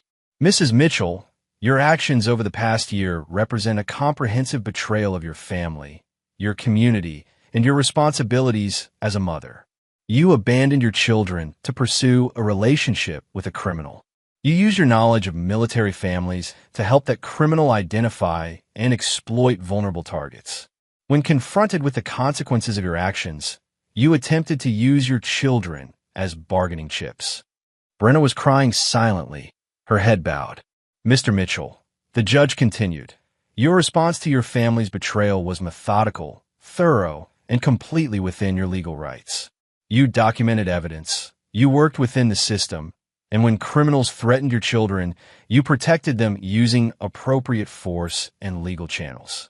Judge Hawkins referred her notes. The custody recommendation is straightforward. Full physical and legal custody is awarded to Sergeant Mitchell. Mrs. Mitchell is granted supervised visitation rights, 1 afternoon per month, pending successful completion of court-mandated counseling and community service. Your Honor, Brenna's attorney protested. My client has been cooperating with authorities, and she's attempted to rebuild her relationship with her children. Your client, Judge Hawkins interrupted, participated in crimes that destroyed multiple military families. She abandoned her children and attempted to manipulate them against their father. The supervised visitation is generous under the circumstances. Cole squeezed his children's hands. Emma looked up at him with those green eyes that mirrored his own and whispered, "Does this mean we get to stay with you forever?" "Forever," Cole confirmed. As they left the courthouse, Luis was waiting by Cole's truck with a satisfied grin. How does it feel to win completely? Cole considered the question while helping the twins into their car seats. Troy was in prison, his criminal network dismantled. Brenna was facing years of legal and financial consequences. The military families who'd been victimized had received restitution from seized assets. His children were home and healing. "It feels like justice," he said finally. "What about Brenna? You think she'll try to fight the custody decision?" Cole glanced back at the courthouse, where Brenna was standing alone on the steps, her attorney already walking away. She looked lost, abandoned by everyone who'd once supported her criminal activities. With what money? Her father's businesses are under federal investigation for money laundering. Her sister lost her house when a mortgage was called in. Troy's assets were seized to pay restitution. She's working as a waitress in Wilmington, living in a studio apartment, driving a 10-year-old Honda. That's Cole, brother. That's consequences. Cole started the truck and checked his mirrors as they pulled into traffic. She made her choices. She betrayed her family, her community, and her values for money and excitement. Everything that happened afterward was the natural result of those choices. They drove in comfortable silence for a few minutes, the children chattering in the back seat about their plans for the weekend. Cole was taking them camping, real camping, with tents and campfires and stories under the stars, not the artificial adventures Brenna had preferred. "You know what the best part is?" Cole said eventually. "What's that?" "Emma asked me yesterday if Troy was her real daddy. When I explained that I was her only father, that Troy was just someone who'd confused her for a while, she said she'd always known the difference. Kids are smart, smarter than their mother." Cole's voice carried no emotion, just cold fact. "Luke asked me if Mommy was coming home. When I explained that she lived somewhere else now, but still loved him, he asked if she loved him when she made them call Troy Daddy." Luis winced. "What did you tell him?" "The truth. That sometimes adults make terrible decisions that hurt the people they're supposed to protect. That loving someone means putting their needs before your own, and Mommy forgot how to do that for a while." "Think she'll ever figure it out?" Cole thought about Brenna's expression in the courtroom, the way she'd looked at the children like she was seeing them clearly for the first time in months. There might be hope for redemption, but that was her journey to make. Maybe, but it doesn't matter anymore. She had her chance to be part of our family, and she chose Troy Daniels instead. Now she gets to live with that choice. They pulled into the driveway of Cole's new house, a 4-bedroom colonial in a good school district, purchased with his combat pay and the proceeds from selling the old house. Emma and Luke ran inside, excited to show Luis the fort Cole had built them in the backyard. As Cole watched his children play, he reflected on the past year.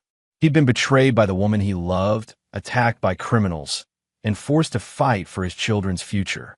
But he'd also learned something important. When good people stand together against predators, when they refuse to be victims, when they fight back with intelligence and determination, they can win. Troy Daniels had built his empire on the assumption that military families would suffer in silence. Brenna had betrayed her family because she thought Cole would forgive anything for the sake of keeping them together. They'd both been wrong. Cole Mitchell